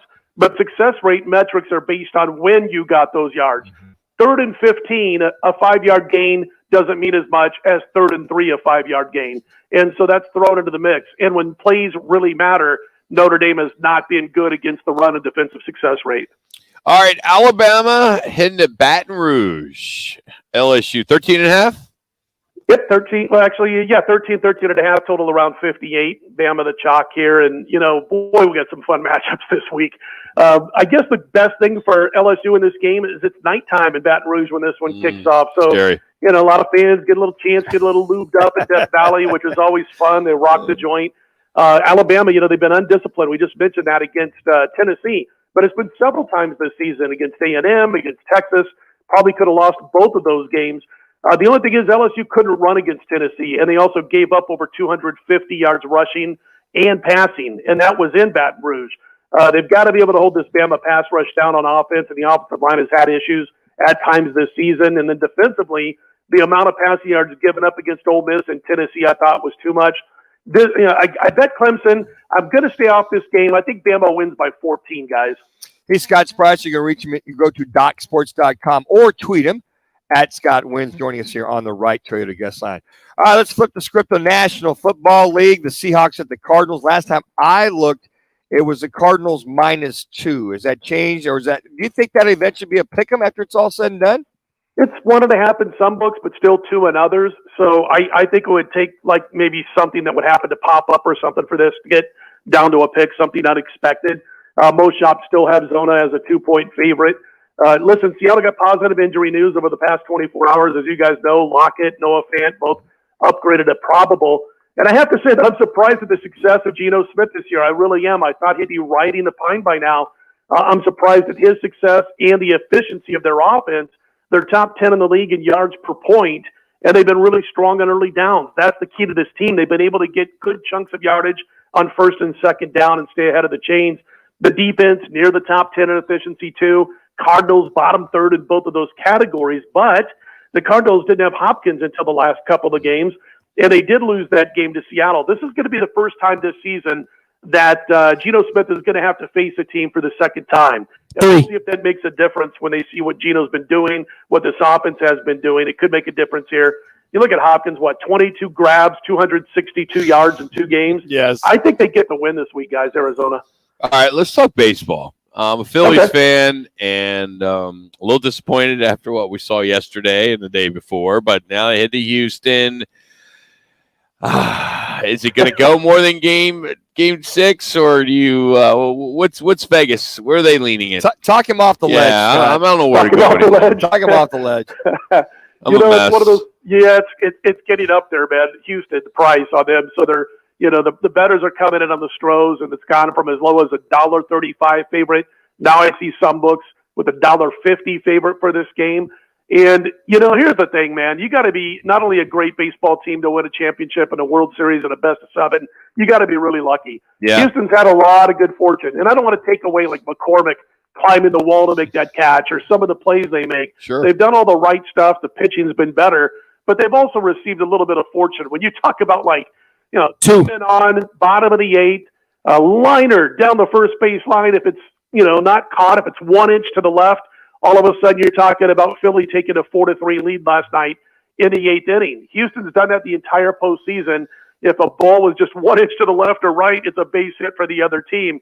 There's always the chance that the Philly bats can do damage. The problem is, guys, I think Wheeler I think it's just a lot more than arm fatigue. He had the forearm injury during the course of the year, missed about a month of the season in August. He did not look good at all in that first outing. And I was listening to an interview with Pedro Martinez, kind of knows a thing or two about pitchers. And he was saying yesterday, he goes, I am positive that there's injury issues to Zach Wheeler. I got another guy who's real close to Dusty Baker that I know real well. And he was saying, not that Dusty said this, but he was saying that he thinks probably a week or two from now, we're going to hear about Wheeler maybe having to get a little surgery done. Ooh. And I'm guessing by watching Wheeler that he's been told that it's not one of those things where it's going to cause permanent injury. So if you want to go out there and pitch, go for it. But boy, he just looks to me like he's got an injury that's beyond arm fatigue. And they're not going to win if that's the case on Saturday. It may not be the case, but when I hear Pedro Martinez saying those things, it kind of convinces me even beyond my own eye test. He's Scott Spreitzer. He's the best in the business. DocSports.com. Follow him on Twitter @ScottWins. Have a good weekend, Scott. Thank you. Take care, guys. Have a good one. Hey, AZTV Channel 7 is your new home for college football here in Arizona. They're featuring schools that are producing some of the game's best athletes. Great football, high-energy halftime bands, coverage you won't find on any other station here in the market. This week's game features Alabama State at Bethune-Cookman, 1 o'clock on AZ7. So which team has the most expensive beer in the NBA? Yeah, I'm going to the Suns game tonight. And I was just told, a buddy of mine went 2 nights ago, 2 20-ounce drafts, 1 import, 1 domestic. Okay, I don't know the brands. I think one was Michelob Ultra, the other was some, import or craft. $46 for 2 draft 20 ounces. Are you serious? So I'm going to go. I need to go on assignments. Yes, you do. So I'm going to go check that out. Yeah. Take the company card. Thank you, Rock. And Appreciate see that. if that is accurate or not. So we'll have a full report on Monday. Yeah, full report. We'll come back. You can remember. Roc and Manuch with you today at Wright Toyota.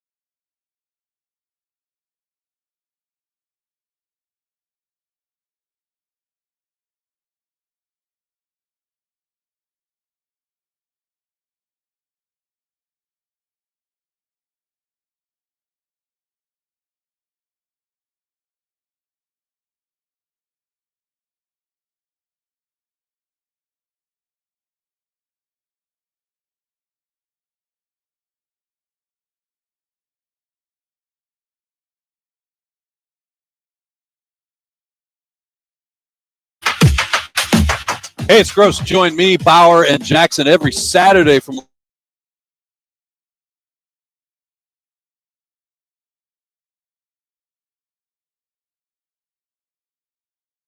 8 pounds. Did you know that Troy Aikman in only 6 years has passed for 16,303 yards? Did you know the career record for most hits is 4,256 by Pete Rose, who is not in the Hall of Fame? Do you know that Guys are hot. our neighbor had 3 rabbits? Now time for Fox Sports 910's Roc and Manuch with Jimmy B to give you the random facts of the day driven by your Valley Chevy dealers. Find new roads at your Chevy dealer. For a dealer near you, head to valleychevy.com. All right, got a few Valley Chevy random facts today. A Samoan man is 56 times more likely to play in the National Football League than an average American man. I got to tell you what, there's quite a few of them that were in the league that come out of BYU, Utah. I mean, heck, I remember BYU kind of started that. I remember playing against my ex-teammate, Michele Iramia, when he was with BYU. He sacked me like 2 or 3 times playing against him my junior year up in Provo. Played with him when he was in Buffalo. Yeah, I could see that. There's quite an 56 times more likely to play in the NFL. So which team has the most expensive beer in the NBA, you asked? New report ranked every NBA arena by the price of their beer. And fans pay the most for a 16-ounce beer in San Francisco and Boston, and they pay the least amount in Cleveland and Oklahoma City. Now, for Phoenix, and I got to do some research tonight to kind of really give you a definitive answer to this. Because somebody's got to do it. And I got to test the different brands. Yeah, you do. I mean, it's just, I've been dreading this. Yeah. It's going to be a lot of work. We nominated you, Rock. Yeah. You got the time and the experience to do that. Phoenix came in when you look at the overall ticket when it comes to the ticket, your parking, a couple beers, a couple sodas, a couple hot dogs. You've seen this before. The cost to attend a game. Phoenix is kind of 1, 2, 4, 6, 8, 10. They're 10th. They're just above the average. So the average total is $288 for all that I mentioned. Okay, got it. They came in at $315. The cheapest ticket, 4 tickets, is $253. Parking was just over $10. A couple 16-ounce beers came in at just over $20. 2 sodas were almost $11. 4 hot dogs, $20. That got you to about $315.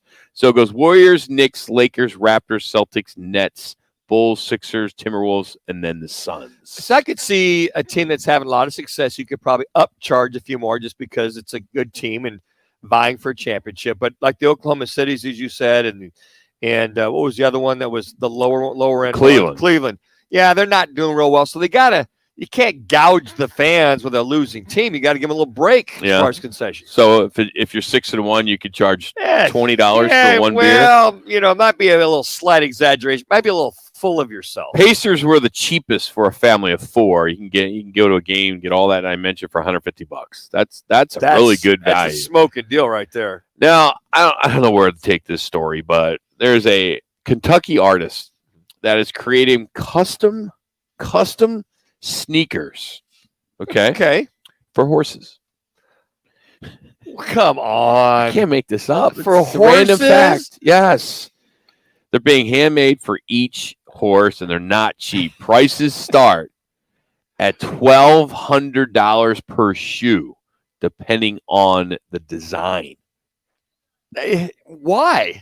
What benefit would the horse get out of it? Why would he do that? First of all, it's a bit of a gimmick, right? I would say, sure. And hey, if you own a horse, right, that competes, you got money to buy sneaks for him. Well, they got horseshoes for them that they put underneath them, and just I'd like to see how the horse responded with these sneakers on. I don't know, man. I know when I used to put those little deals on my dog Guinness, because it's too hot when you're walking them. Little they pads. freaking hate them. Yeah, as I was going to say, I wonder how the horse is going to respond walking on the dirt, the concrete, or the road, or whatever.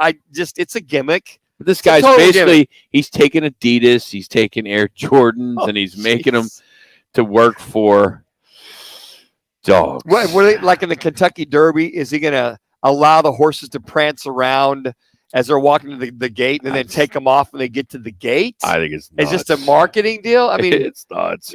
Hey, here's what's on tap, which is powered every day on Roc and Manuch with Jimmy B by America's leading home selling program, 72 Sold. And we've been talking about it quite a bit. How can you not know by now that 72 Sold is the easiest way to sell your home for top dollar?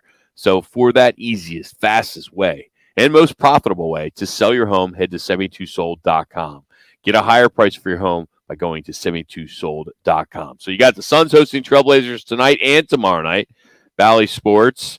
UMass at UConn coming up at 4 o'clock on the CBS Sports Network. Duke at Boston College, also at 4 on ESPN2. They got some Pac-12 play. Oregon State, number 23 in the country. They will take on Washington tonight, 7:30 on ESPN2.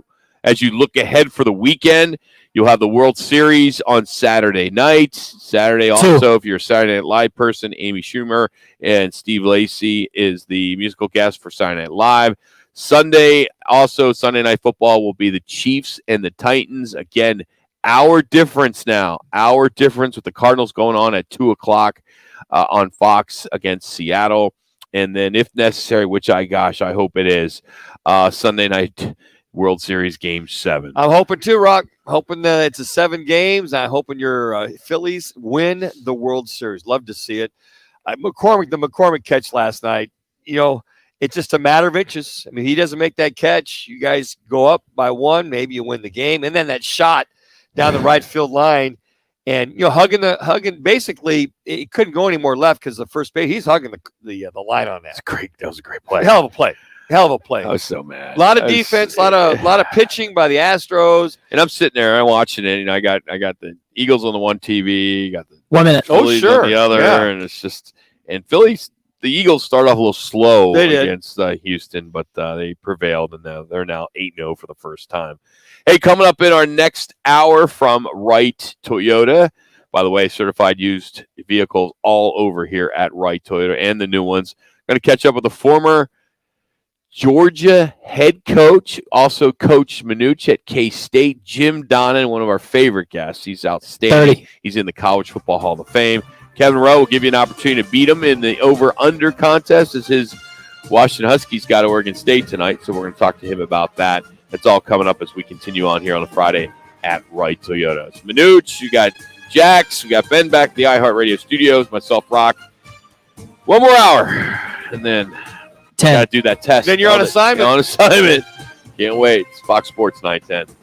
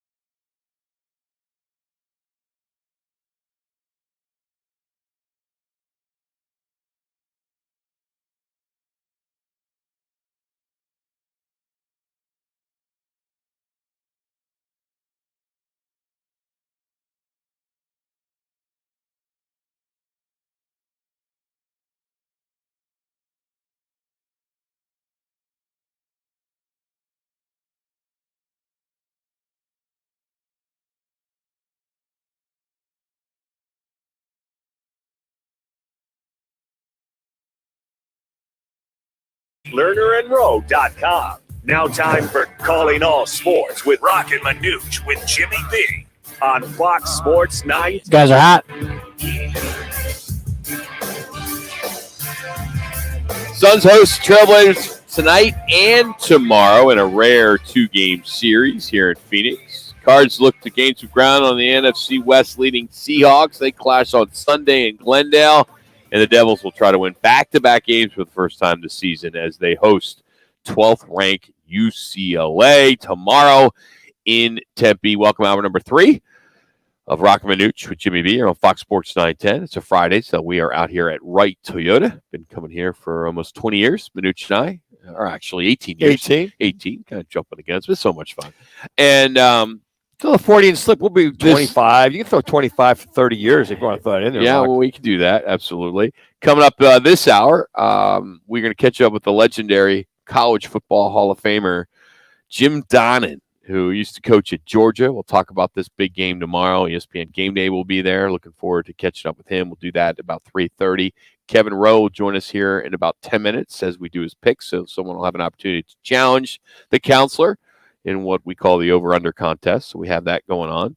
But as we get into some of the top stories this hour, just talking about what we saw last night, if you did see it at all, you probably didn't because the World Series and the Thursday night game was going on, but the Yotes got absolutely just crushed by the Dallas Stars. They gave up 4 goals in the first period and go on to win 7-2. They will now play, that being the Yotes, 14 games. They're next, I should say, 14 games on the road starting on the East Coast tomorrow in Washington. Wow. Is that 14. I'm trying to think. They can't gel in the next 3 weeks. I don't know what you could do. They'll either really like each other or love each other. They're going to hate each other coming off the road, being around each other 24/7 for the next 14 games. Just think about that. We were being facetious yesterday, saying, they'll be back around Christmas time. Jeez, well, it's pretty close. Yeah, it's pretty close. If you really care or not, we're not going to get back into this. We did it like in our first hour of the program, but interesting story of the Dallas Morning News, really mocking this NHL team, this Coyotes team, and the fact that they don't make up an NHL team product-wise on the ice as well as where they played last night. So Dallas Morning News media columnists kind of had some interesting words, to say the least, about the Yotes, how bad they are, and the college arena that they play in. And one of the things, why they're on the road for so long, there's still some things to be done at the arena. Matter of fact, I think they have to damn near Uber from their locker room to the arena. They said it's a long walk going back and forth. So that's the main reason. Sun Devils, I don't know if they'll probably go to the ice and practice while they finish up. There's some things on the outside that they've got to finish up just to kind of tidy up a little bit as they get that arena ready to go. I think we just have to just deal with it and stop. And it's even us, some of us media type guys that are just kind of talking about them, just say, hey, it's going to be 3 years. Let's just deal with it. I'm sure each and every media member from out of market is going to have a story about this arena, good or bad, and we just got to take the hits. Scott Wedgwood, the goaltender, made a comment about the ceilings, the dark ceilings in the arena that affects pucks that are being hit high at him, that you kind of lose it. And kind of similar if you're playing baseball and you have the Green center Monster. field Green Monster. If you don't have that, it kind of hurts. I know I work in the pickleball world a little bit, and they're probably the most high maintenance athletes. Are they really? Oh my Really? goodness. I got an email last night because we had a sponsor actually had a white banner, right, behind the court, like centered, right, and the ball's yellow. Yes, that's what I thought. And these pickleball athletes, were upset because the white banner affected the yellow ball. And when they were playing, we're going to talk to Tim Kempton about it next week.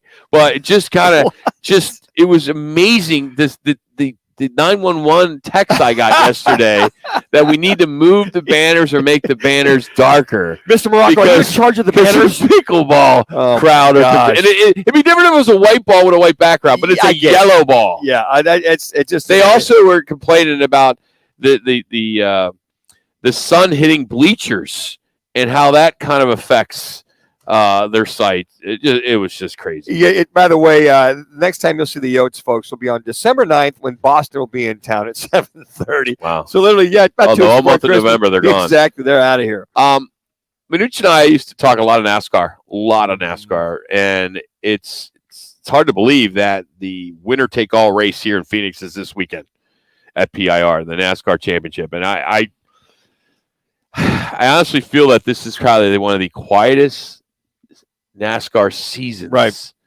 in this valley. I would agree. For a city that gets 2 races, big races a year, that there's not a lot of media coverage. There's not a lot of talk. Why do you I'm not even seeing it. I mean, I watch local television, Sure. and I'm one of the few. Right. I'm not seeing ads. I'm not seeing billboards on the streets. I'm not getting blitzed on my social media feed, thinking that I would, because I do follow NASCAR to a point, but I don't know what you attribute it to. You know what? The only, it's funny, Rich, we were watching the news last night, Channel 12 News, and the only story was a young lady unfortunately passed away. She's 25. She donated her organs away, and her name's going to be on the I think his last name is Gase car coming up this weekend. And I went, oh, that's right. That's this weekend. And the reason why it's on his car is because he lost his mother several years ago to a very similar thing, and she donated her organs. It's all about organ donation. Sure. So it was on his car, and I went, oh, my gosh, that's right. That's the only thing, Rock. That was that one story, even with all the sports stories on all the networks, local 15, 12, Fooey, the whole 9 yards. If they had it at the 10 o'clock news, I didn't see anything NASCAR. They mentioned it. Yeah, they're in town, and Joey Logano's got a shot, and blah, blah, blah. But even usually, a week out, you're hearing about the haulers coming in, and you're seeing them around town, and you're seeing the flags on the cars. Yep. Even in Scottsdale and Phoenix, it just seems that it's very quiet. Very quiet. Yeah, it's very quiet. I don't feel the energy or synergy with NASCAR anymore like we did back in 2005 through 2015, 2018 when we were on it. Of course, we covered it. We covered it. With Daytona 500. Yeah. I mean, we covered it. But it's interesting. Maybe it's out there and I'm just missing it. I would get emails though. Hey, would you like to bring so and so on or this or that? And I was like, yeah, we'd love to have a driver and do this or do that. They were very proactive in getting the drivers out there. Hey, it's coming up. They could have. There's probably been some turnover maybe in their communications department, and it's unfortunate because there are a lot of people that like NASCAR. Sure, and for us to bring on Chase Elliott or Joe absolutely. Logano or somebody like that, we would do it all day long. I mean, it's fun. So anyway, that's this weekend on Sunday. ASU hosting number 12 UCLA tomorrow. That's at night, and they're going to try to win back-to-back games for the first time. Play spoiler for the Devils in UCLA as the Devils sit 3-5 on the season, and they're going to need to win 3 of their final 4 to become bowl eligible. Well, and it could happen, but they better get on them early and often. And if they're going to get into any kind of a scoring contest with UCLA, you got to get a couple stops because this is a very good offensive team and very good defensive team. So I just am very curious to see that same offense with Trenton Bourget quarterback, the way Sean Iguano. We saw fluidity with that offense. We saw consistency. We saw the tight end, for crying out loud, 3 touchdown catches, which has never happened to any tight end at Arizona State University, which goes to tell me Sean understands where the weaknesses are in defenses, not really relying on Badger, who's having a hell of a year. This kid's having a hell of a year receiver to make all the big plays for him. And then Arizona, and what they have traveling to try Utah. to do is get by a pretty strong Utah team, and I'm wondering how far they are. That being Arizona Wildcats, how are they? Are they 2 years away from being competitive? Or are they only a year away from being competitive? They gave USC I thought a pretty good gave them run battle. for their money. It was 31-29 at the end of the third quarter. It was a hell of a game. Yeah. And they ran out of defensively. Caleb Williams and this offense just got on a roll. And we get Glenn Howland every week. Glenn said, look, they just got worn down. They ran out of gas. I think offensively, Rock, I think that team with Dillard, quarterback, is there. They can score. He's 4th best in the FBS with 14 pass touchdowns in the last 4 games. Yes, he is. He's come up, but the offense is there. That's what I'm saying. So if they can get their defense turned Exactly around. right. And, going into Utah, another litmus test. I think Utah's favored by 18 at this point. Yeah, they've won the last 5 against Arizona. Yeah. This could be. But what Utah does is they slow the game down, and they got a hell of a defense. Now, you can score on Utah, but they'll have the ball in offense for such a long time with Cam Rising in the running game. Cam Rising throwing the ball with their running game. Is he back? Because he didn't play last week. They had a walk-on Bryson Barnes play for last night. Or last week, I should say. Rising should be, from all indications, should be back for this game. Back for the 22nd year is Roc and Manuch hosting Monday Night Football at Casino Arizona. It's been a hit. We call it the Monday Night Tailgate. Win cash just for watching football as we host multiple free cash giveaways, including our kickoff jackpot, progressive jackpot, which is already over $1,900. We add to it after every kickoff, $25. It continues to grow until someone runs one back for a touchdown to take it all. We also do squares. We do props. This week we're going to be doing football bingo, which is always a lot of fun.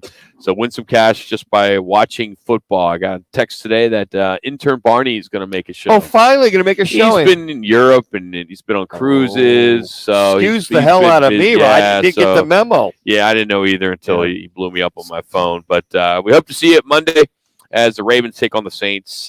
Doors open at 4. Game time at around 6:15 with the time change now. So it'll be 6:15. Coming up, it's our Lerner and Rowe over-under contest where you have a chance to compete against our good buddy Kevin Rowe. You can win a $50 Visa gift card if you could beat him. Be the third caller right now at 602-260-9191 for your chance to win. That's next as we continue from Wright Toyota. It's Roc and Manuch with Jimmy B here on Fox Sports 910.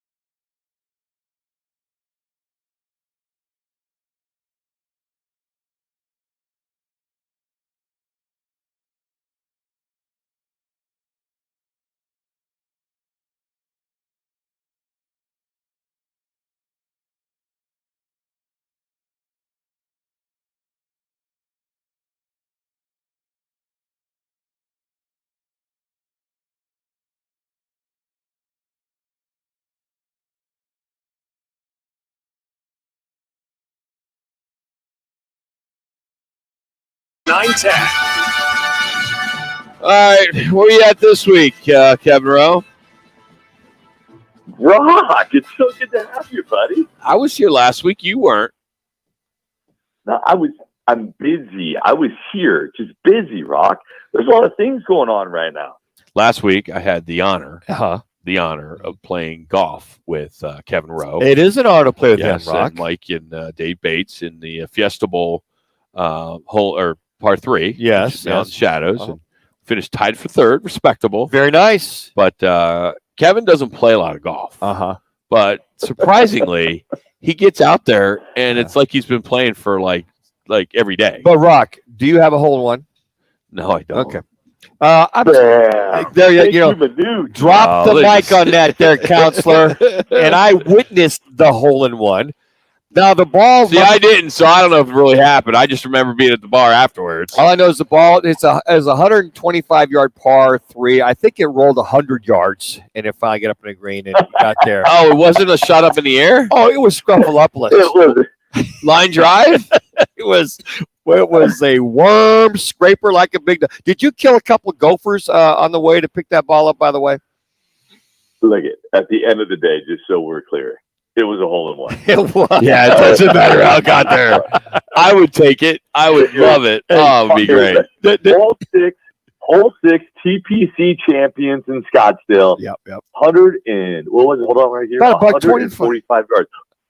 145 yards. And just so we're clear, you know how I know this? Right. I'm actually looking at the ball that went in the hole. It was a Wilson Scat 2. What a great ball that is! Yeah, okay. In the hole. Everybody's laughing. He doesn't play. He doesn't play Pro V1. That ball went out. That ball went out 25 years ago. It was. Yeah, I didn't even know they made. I thought they make basketballs. Were those in a bag in your garage or something? and I love the fact that Rock says, I don't remember anything but the bar afterwards. The reason why Rock probably doesn't remember much is he got the entire tab at the bar afterwards. Yeah, and it's supposed to be the other way around. I thought the hole in one guy. That's what I thought. It didn't work that way. Oh. You know, the funniest thing about this whole it was a golf tournament. Yes, it was. Right? Yes. And typically, what happens is there's a sponsor on the 4 hole in ones. Yeah. And it's a car, it's a trip, but he did it on the 4th one, which happened to be like a $250 gift card at TPC. Is that what it was? Yes, that was it. So what did I do with that? I gave that away. What am I going to do with a $250 gift card? That was you're in a golf tournament, and you play in these golf tournaments. Like if you play in the Lerner Road Gives Back tournament, I mean, there's cars on the par 3s, right? In our tournament, we had a $250 gift card if you get a hole in one. No car insurance for us, counselor. And at the end of the day, I don't care. It was witnessed. Yep. And it was a great shot, and it went in the hole. And it's something more that I can say I got a hole in one. I know Rock cannot say that. I know our partner last week who plays 2 to 3 times a week. He cannot say that. Very and he's true. really upset about that. He can't say that. It's great when these guys. Go ahead. And then his brother plays, and he got a hole in one a couple weeks back. So there was 2 out of 4 of us who had hole in ones, and we came in third. Still not the greatest. All right, let's get to it. You're playing against Ed in Phoenix, or over/under contest here with Kevin Rowe from Lerner and Rowe. By the way, go to lernerandrowegivesback.com. as the 10-year anniversary of the golf tournament. It's going to be a big one. It's in April. It's going to be huge. I mean, absolutely bonkers. We're looking for sponsors, looking for new partners. We're not looking for players per se, because we're going to sell that out, right? I mean, I hate to say that, but we will sell out as we always do. We sell out 2 18s. So this thing is just enormous. And yes, I'm biased because I'm part of it. Go ahead. Yeah, and that's it, right? We're Rock. We're not really looking for players because we've sold out every year in the last 9 years. But we'd love to have new players come out. We're always good for that, but that's why we're trying to tell you now. Yeah. If you want to come out and be part of this event, get in now, because I'm telling you, come January, it'll be sold out. Yeah, it will. 100%, it'll be sold out. And Kevin, now, if there's companies or businesses that want to get involved and support all that we do, I mean, Rock, I don't know if we talked about this a couple weeks back or not, but I could not be more proud of our team at Lerner and Rowe. that Lerner Row Gives Back was just named the most philanthropic company by the Phoenix Business Journal. Yeah. I mean, that is awesome. Yeah. Congratulations. I mean, it's not about, we don't want the accolades or any of that kind of stuff. We love what we do, but it's just so great for the staff because they get behind everything. They go out and do a lot of these events. They support us and everything. So if you want to get involved, we want to raise $1 million. I'm looking to other businesses out there that want to get in 100%. 100% that is raised, 100% stays in Arizona, and 100% goes back to help people in Arizona and other organizations in Arizona. And I want to add to that, and our goal is $1 million, and we've been close, but we need to hit it this year for the 10-year anniversary. But I think it's important that we if you are a business owner driving around and you have dollars that you need to allocate for 2022 that you need, and we're 2 months, the season's over. Hey, we can apply that to next year and use it for the tournament. So, again, you can reach out to me direct. You can reach out to Kevin or just go to lernerrowgivesback.com. So, all right, let's get to this. We only got a couple minutes. All right, total offense combined with ASU UCLA game will be over under 750 yards. Over under 750. Kevin. That's a lot of yards. Yeah, it is. But I have a feeling there's not going to be a whole lot of defense on the ASU side. Don't get mad. Please don't get mad. I don't want to hear it.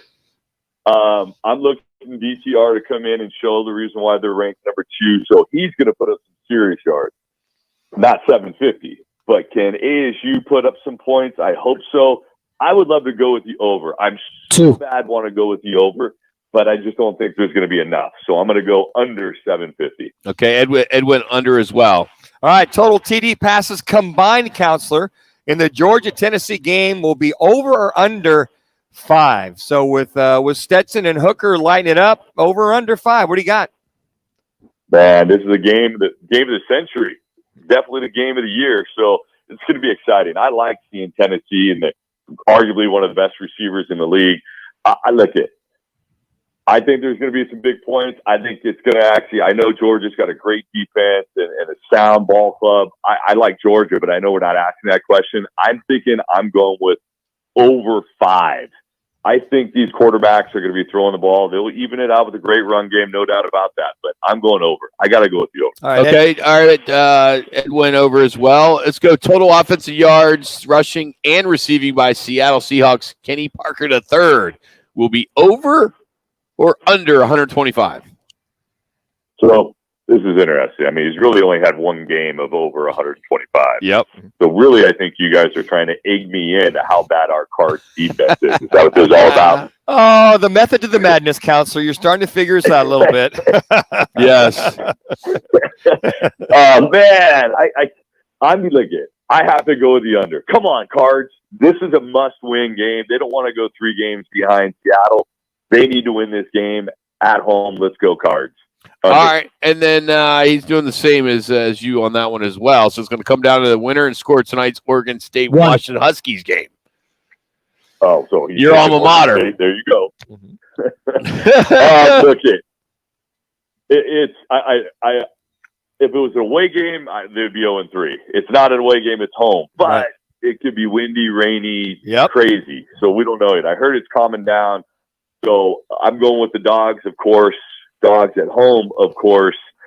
I'm going to go with, oh my gosh, dude, it's going to be a good one because we'll be definitely testing the run game, which is better, obviously, than testing our receivers, our DBs. I'm going to go something like 31-26. Dogs. Wow.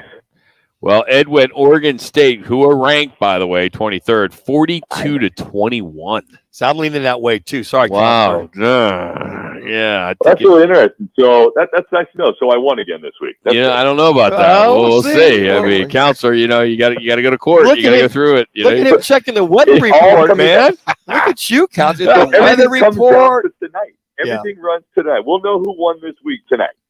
Good stuff. All right. Go, Dogs. We'll see. All right, buddy. Have a great weekend, man. Thanks for the time. All right. Take care, guys. Thanks so much. That's Kevin Rowe, Lerner Rowe again. Lerner Rowe gives back.com. You can always follow him on Twitter at Lerner and Rowe. Coming up, he coached at Georgia. He was the head coach for many years. He was also the offensive coordinator at Kansas State when Manuch was throwing around there. Jim Donna joins us next on Roc and Manuch with Jimmy B right here on Fox Sports 910.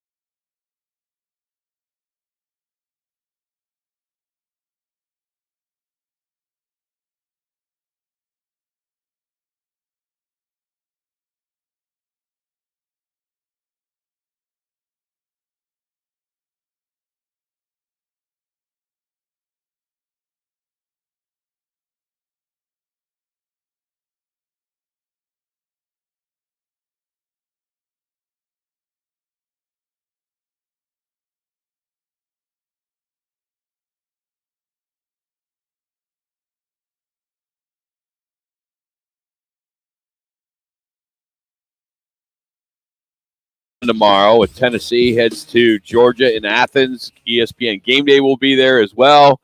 And joining us now, if you've been listening to myself and Manuch over the years, Manuch is Manuch because of this guy. I mean, it's pretty obvious. Wholeheartedly agree. Wholeheartedly, as he coached him at Kansas State, left there, ran Marshall, also head coach at Georgia. He's in the College Football Hall of Fame. We always love catching up with him. Jim Donnan joins us now on Roc and Manuch with Jimmy B. Coach Roc along with Manuch. How are you? And that is Roc, Coach. That's Roc. There he is. Yes, yes. You know, I knew that I was going to get Roc for this big game.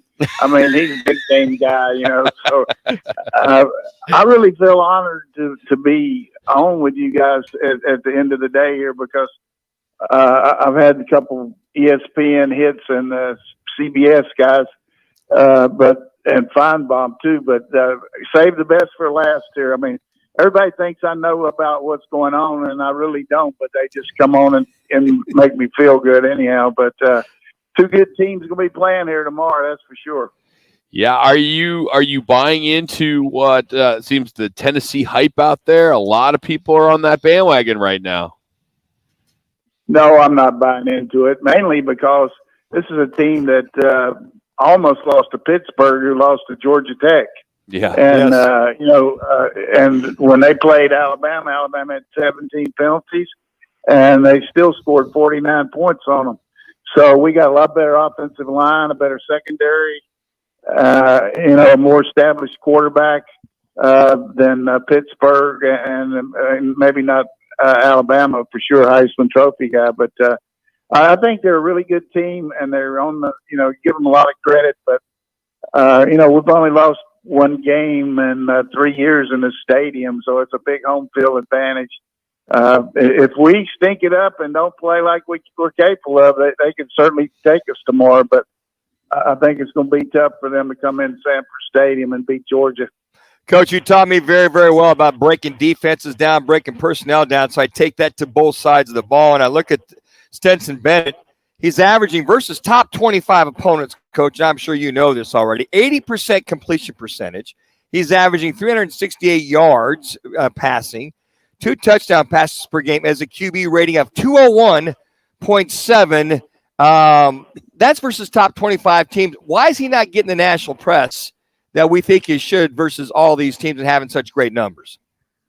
Yeah, I think it's just a case of the guys, and it's around here too. I mean, he's thrown like 3 picks in a year and a half, but every one he throws, they think it's the end of the world. I mean, he's just really a heavily scrutinized guy because he's a walk-on, and people just have trouble accepting him. But he's got a really good arm, and he can move his feet. He really helps our protection. We've only been sacked 7 times this year, and he gets the ball to the playmakers. And we haven't had the wide receivers that we've had. Our best guy's been down, A.D. Mitchell. But as you had in that take to start the game, Brock Bowers, among the better players I've seen here at Georgia. And you got another big guy from Las Vegas, Darnell Washington, who can go. But, Tennessee certainly has a well-rounded offense. They can score from anywhere on the field, and they present a lot of challenges. But a guy from your neck in the woods, Keely Ringo, from out there in Arizona, is one of the best corners in the country. I think he'll fare well against these guys, and we've got 2 really good safeties helping in the back end. But the biggest difference for us is we've got Jalen Carter back, who's just a phenomenal defensive lineman. I mean, he's just very aggressive, big, strong, physical guy that can push the pile, and he'll knock them around up front and maybe get a little pressure on Hooker. We sacked Hooker 5 times last year. I don't think we'll do that this year, but we certainly pressured him, and they don't have a lot of different players than they did last year. We've got some new guys, but it's just going to be a game where strength meets strength in a lot of ways. Their defense is not as good as our offense, but I think our offense is pretty good, particularly in the line, and I think their offense presents a challenge to our defense, but they haven't played a defense like ours either. Well, Coach, I was going to say that Hooker's got 21 touchdown passes, only one pick. If he wins this big of a game, do you feel he would be the leader in the clubhouse for the Heisman with this kind of a big game if he were to win in your eyes? This is the kind of game that, you can set the resume and everybody's going to be watching. And, all of a sudden he's going to have this on his, he beats Alabama and Florida and Georgia in the same year. And, their record's been like 3-32 against them in the last 12 years. So all of a sudden you beat all three of them. So that would help him. And then, everybody likes the underdog, so to speak. And he's been coming out of left field. I mean, the guy's in his 6th year in college, and he didn't even win the job at Tennessee last year until the second game. So I give him a lot of credit. He's very accurate. He's got a good arm, but if you get him off his mark and he's not standing there exactly right, he's not near the guy. I mean, most guys aren't either unless they're Dan Manucci, but you got to be able to move you got to be able to move around in the pocket. He moves really well, but he always moves to run. He hardly ever throws the ball on the run. He scrambles out of there pretty quick. So we got to get him off his spot and hopefully, make a few stops. He's the legendary Jim Donnan joining us here on Roc and Manuch with Jimmy B on Fox Sports 910. All right, this Tennessee defense is allowing just 97 yards on the ground per game. What can Georgia do to change that? That's total BS. I mean, let me just tell you why. The reason they're 97 is, and I'm not talking about your comment. Yeah, bad question, Coach. I'm sorry. I got another one. One thing Coach D will do, he will let you know right now. I'm sorry about Fiber. It's something that I used to talk about. My good friend Mark May. I hope he's listening out there. When an offensive lineman gives up a sack, it should come off the passing yardage, not the rushing. And so that's how they're getting all their rushing stats. They get a lot of rushing stops, 3 minutes, sacks and lost yardage plays. But they're 127th out of 130 in the country on pass defense, and that's certainly something that they know as coaches. So they got to pressure you and get you, behind the sticks. Plus, they've been in an advantageous situation all year because they don't have to stop everybody cold, because their offense is averaging so many points. So the biggest mismatch in this game is our O-line against their front seven as far as just giving up lost yardage plays. But I think our receivers against their secondary is a little bit more than theirs against ours, because they're 127th out of 130 schools. Florida, whose quarterback sometimes can't throw the ball in the ocean from a rowboat, had 450 yards passing against them. The Florida Gators didn't even make but 2 first downs against us in the first half last week. And Alabama had 400 yards passing. So, hey, we can lose the game if we turn the ball over and we get penalties. But hopefully, and I'll be glad to come on the show Monday and eat crow, but I would be shocked if we lose to these guys. Coach, why aren't you the guest picker on ESPN Game Day tomorrow? Why is it? It's Luke I'm not Bryan. a country singer. I'm not a country singer. Only, I told them I could do a little bit of Earth Angel. Will you be mine, my darling dear? I love you all the time.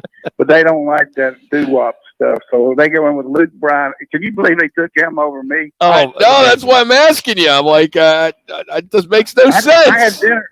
I even took Reese Davis out to dinner last night and made sure that he explained to me why. But now they don't like to get me on be a guest picker because they don't want 1 minute. They don't want old coaches on there. They do let Spurrier come on once in a while, but they got one guy at ESPN that doesn't like me, so they would never let me be on there. Coach, you got all the quiver quips. I still use them with my quarterbacks. I mean, I don't understand. I don't get it. Maybe I got a couple of cousins that need to make a couple calls for you.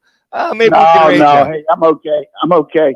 But I was on Feinbaum today, and we had a good show. Talked a little bit about everything. But I know all the fans out there probably think I'm on something they don't sell in stores, talking about how good Georgia is. But I'm just promising you one thing. I've seen these kids develop. They beat Oregon 49-3. Yeah. Yep. 49-3 on a neutral field. And sure, we had a little hiccup against Missouri, but I don't know if we're in the top 4 in the country, but I don't know if Tennessee is either. But I guarantee you one thing. That's going to be an interesting game tomorrow because we're going to put them on the Burma Road. As you remember, we're going to line up and knock their ass off. Yeah. Great You stuff, used Coach. a little stronger wording back in the day, Coach, but since it's radio. But we love you, Coach. Always Thank you, great to have Coach. you on. Hey, it's an honor for Rock to be on with me, too. I mean, I'm going to really be pumped. I can't wait to go tell my friends that I know that I've made it because I'm on with Rock again. Hey, way to go, Rock. You're the man. You bring it every week, baby. Thanks, Coach. We love you. That's Jim Donnan joining us again. Former head coach at Georgia, Marshall Manuch is offensive coordinator at Kansas State. Great stuff there. Appreciate that. Well, coming up, Rock. it's the Jack's Rewind as we kind of go back on some of the things that we did this week and have some fun with that. So that's next as we continue from Right Toyota. It's Roc and Manuch with Jimmy B. As you crunch the numbers to get the most out of your dollar, we'll throw in a $1,000 inflation bonus. There you go. That's Much better. Listen every hour from 9 a.m. through 5 p.m. weekdays Hey, for your chance to win. somebody Sponsored by mark Learn that and and Grow just use Injury that as a Attorney. promo? Hey, Arizona, it's your local accident attorney, Kevin Rose. Which one? Sorry, man. I just read back in. You missed Two, it. we win your case. Speaking of You got win, to take we want to help that you into pay that segment. $1,000 powered by Coach Learn just and Grow ripped me a Injury new one. Attorney. Interact, need a check? Call. So, Learn I and don't Grow know. Injury. 977. Yeah, you know what? Show you how to Towards do the promos? archives. Sports 910 traffic, powered by your. That sound cool? I hear you. I'll add it to the archives. We have an Yeah, we just need somebody to make it into a promo. Stop and go traffic from University. I don't know how. I 10 just westbound. I don't know if Aaron. The 17 Usually to I 16. check. I have a meeting with Aaron, so I'll talk to him about it. Yeah, will you ask him because Have an we used to accident do like report at 1 or 10 westbound 2, at 3, 4, 5, 6 that we 27th rotate. Loop 101 that we can do. westbound at That we 7th rotate Street. in We have a with crash. That's the traffic. promos that report ain't is coming up on sponsored by Rock. I would Rooter rather run Ranger. those. Hi, I'm Jordan, the than, owner of the Rooter fun Ranger ones. Plumbing. We guarantee Show. our 47. Yeah, I know what you're talking about. I'll talk to him about it. I think that might sound better too as well. Yeah, we can do both, but whatever it takes. We gotta mix it up. Yeah, no big deal. I'll make a note of it and grab it. Thank you. Are you living? Oh yeah, how do you want to do this Jackson thing? Yourself going backwards financially each month? Nobody Put wants your to head file set up. bankruptcy, but at many times it's the best. It's a 3-minute bite, so I'm just not 100% sure you guys want to do it. And then it will destroy your credit forever. But that's just not true. In most cases, We'll come back with a little learner in a row. Your credit. And then I'll set it up. Our bankruptcy lawyers only work on bankruptcy It's cases. tape. That's why And we moving can file forward, your it's not going to be this bankruptcy way. with zero We'll do it I live. didn't know because What? We need to know. Any car dealer in I Arizona feel can like compete on price. That's what during dealers the do, debate, but you not can many lower dealers the can volume, compete you on guys can customer react. satisfaction. Like Right Okay. During it, Toyota. unless It's the it's right too much choice. Right chatter Toyota in over it. Scottsdale, It's just 3 off the minutes as 101 well. on Frank Lloyd Wright Boulevard, and online at Well, you should set it righttoyota.com. up. It's here. Time to win cash while watching football on Monday night Actually, in the you can CAC just come Sport back Bar at with Casino, Arizona. the Join the team rewind, at Fox or Sports what you 910 sent to him. get your Just- share. it can run by Details itself. at rockandmanuch.com. Let's just do that. You just come back with what he gave you, Ben. Okay, and then do you want to just set up the 101 call? I'll just, I'll set it up after that. All right, cool. It's just Salisbury talking about the Cardinals' That's inconsistencies. perfect. That's So exactly. from now on, Good radio. I'll put like one. Just pull that. He can fire it off. Yeah. Do 1 or 2, and then it'd be easier. All right, I'm going to fire it off right now. Well, I'm going to fire it off after this in 30 seconds. And then, yeah. Perfect. So is there music on this thing? In the beginning. It's In the Macy's beginning- one-day in the sale beginning with there great is- deals of the you don't day. need to worry like about that. 30 to 50, Well, I was just going to keep the bumper music under it, but I won't. 50 to 60%. When the music ends on your thing, I'll just kind of put up the bumper music a little bit. Yeah. And as soon as you guys start talking rock, I'll lower it. Okay, cool. Plus, Thank Star you. Rewards members earn even faster So, 3-star that's money your Donna bonus one. days That's going perfect. on now That's what at we use for Macy's your and stuff. Market by Macy's. So you See use next week and say it's no big deal. Macy's.com/StarRewards. No one's gonna know Savings when on we sale did and it. clearance prices Because exclusive. he wasn't ripping Georgia with me. He was just ripping me in general, which is so funny. Rock shows up once in a while. Time now for this week's Calling All Sports Rewind. If you missed Calling All Sports with Roc and Manuch, this is what you missed. Thursday. The great sandwich debate. Roc, Manuch, and Jimmy B argue which is and which isn't a sandwich. So here are some results of a survey. Yeah. Ranked by approval, if it's a sandwich or not a sandwich. Okay. PB&J, Totally a sandwich. 98%. Totally a No sandwich. question. Oh my No God. question. Breakfast bagels, No. I like 87% Manuch. You Really? got to get with the times. Oh, I guess. Burgers, No. How can you say it's not? It's not on. It's I think a sandwich on white bread. Okay, White you bread. never had a hamburger with white bread? No, always on a bun. So that's not white bread? Yeah, it's a bun though. It's not. But it's white bread. It's not sliced. Jimmy, bread. It's not sliced. wake bread. up. No. You guys are hot. Talk whenever. Conversation. I'm like stunned at what's coming out of the Wake yapper up. of Manuch. Not a sandwich. That was Burger. borderline. You're wrong. Just you're wrong. All right. If America 62% say yes, Yeah. and you just said if it's got white bread, Yeah.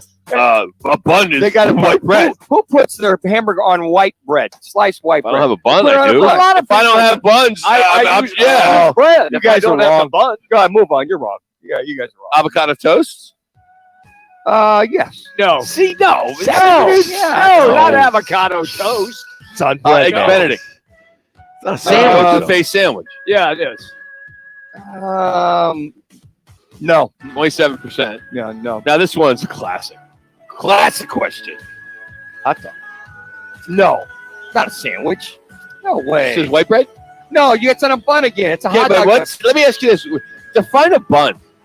A bun is, it's what's it made of? Slice. Everything else besides sliced. Okay, but bread. what is It's made of bread. what is it made of? Yeah, but it's Wait, it's in a different form. It's Who cares how you form it? So a burger, you can make it round, you can make it flat, you can smash it. Does that mean it's not a burger if it's only round? Well, how come the Mickey D's calls them okay? You go, hey, I want your sandwich. They call them Big Mac sandwiches. They don't. No. Right, we're right next to one. We could go right now and go take a picture. I don't consider it a sandwich. How about a Euro? That's a sandwich. I There call you it a go. sandwich, yeah. Burritos? No. Tacos? No. No. That's in the Quesadillas? No. Wraps? No. Yes. No. 6% said yes. No. Jimmy don't. Calzone? No, absolutely not. Hell no. What did you say a 5%. calzone was? The calzone's like a big old. Looks like it's ending soon. Like a damn It's meal. a pizza turnover. You said it was a meal. It's a damn. That takes the whole plate. It's like it's not a sandwich. That was this week's Calling All Sports Rewind. Make sure to tune in to Calling All Sports with Roc Oh, and cut that Manuch. out, Jimmy. Cut, Fox cut. Sports. Oh, there you go. You got the Fox Sports in there. Good job there, Jax. Jax, very nice I job. know what there, I was buddy. doing. I was putting the Fox Sports at the end. Don't worry, I Rock. was just checking your first one. Just want to see. Let it breathe, Rock. He's I know. okay. I got a little nervous there. I We thought took the floaties off about 3 weeks ago. He's a little treading nervous. water. I don't want to have to pay that dude, that old voice guy from 10 years ago. 'Cause that's an old bit, man. That's an old bit. It's the good stuff, Jax. Appreciate it. So you finally realized That's 3 stations ago, voice it guy. sure was. God. Still works. Still works. Hey, let's get to our Learner and Row one call. That's all. We caught up with Sean Salisbury in the first hour, and he talked about the inconsistency of this Arizona Cardinal team. The one thing that's consistent is they're inconsistently good. Yeah. Right? And the truth is they both are. I'm keeping you guys potted from down. Where they came from as far as offensive philosophy, Cliff and Kyler. So at what point in time can we quit saying, ooh, look at these, and look at all the potential? Well, that's fine. But potential gets coaches fired and quarterbacks traded or lose their starting job. Both are, and we somehow labeled them, ooh, spectacular, brilliant mind for Cliff, and he can coach them, and Kyle, all this talent and wonderful quarterback. Well, here we are. If this was somewhere else, wouldn't people be getting impatient? Oh, yeah. And if you're not, it's got to change from protections and how to do it. So all that flash Guys are hot. in college, and when you see it spectacular once in a while, consistency, sustained consistency is what wins. That's Sean Salisbury earlier on the program. Joins us every Friday, and we appreciate him taking some time today. But good point. 3 minutes. Consistently, You gotta be consistent. Yeah, and I always tell my guys, you got to be consistently consistent if you're going to have success, whatever position, quarterback position or not. Our State 48 Roofing It's Your Call question of the day, and we'll take a look at it. Go to @Roc and Manuch on Twitter.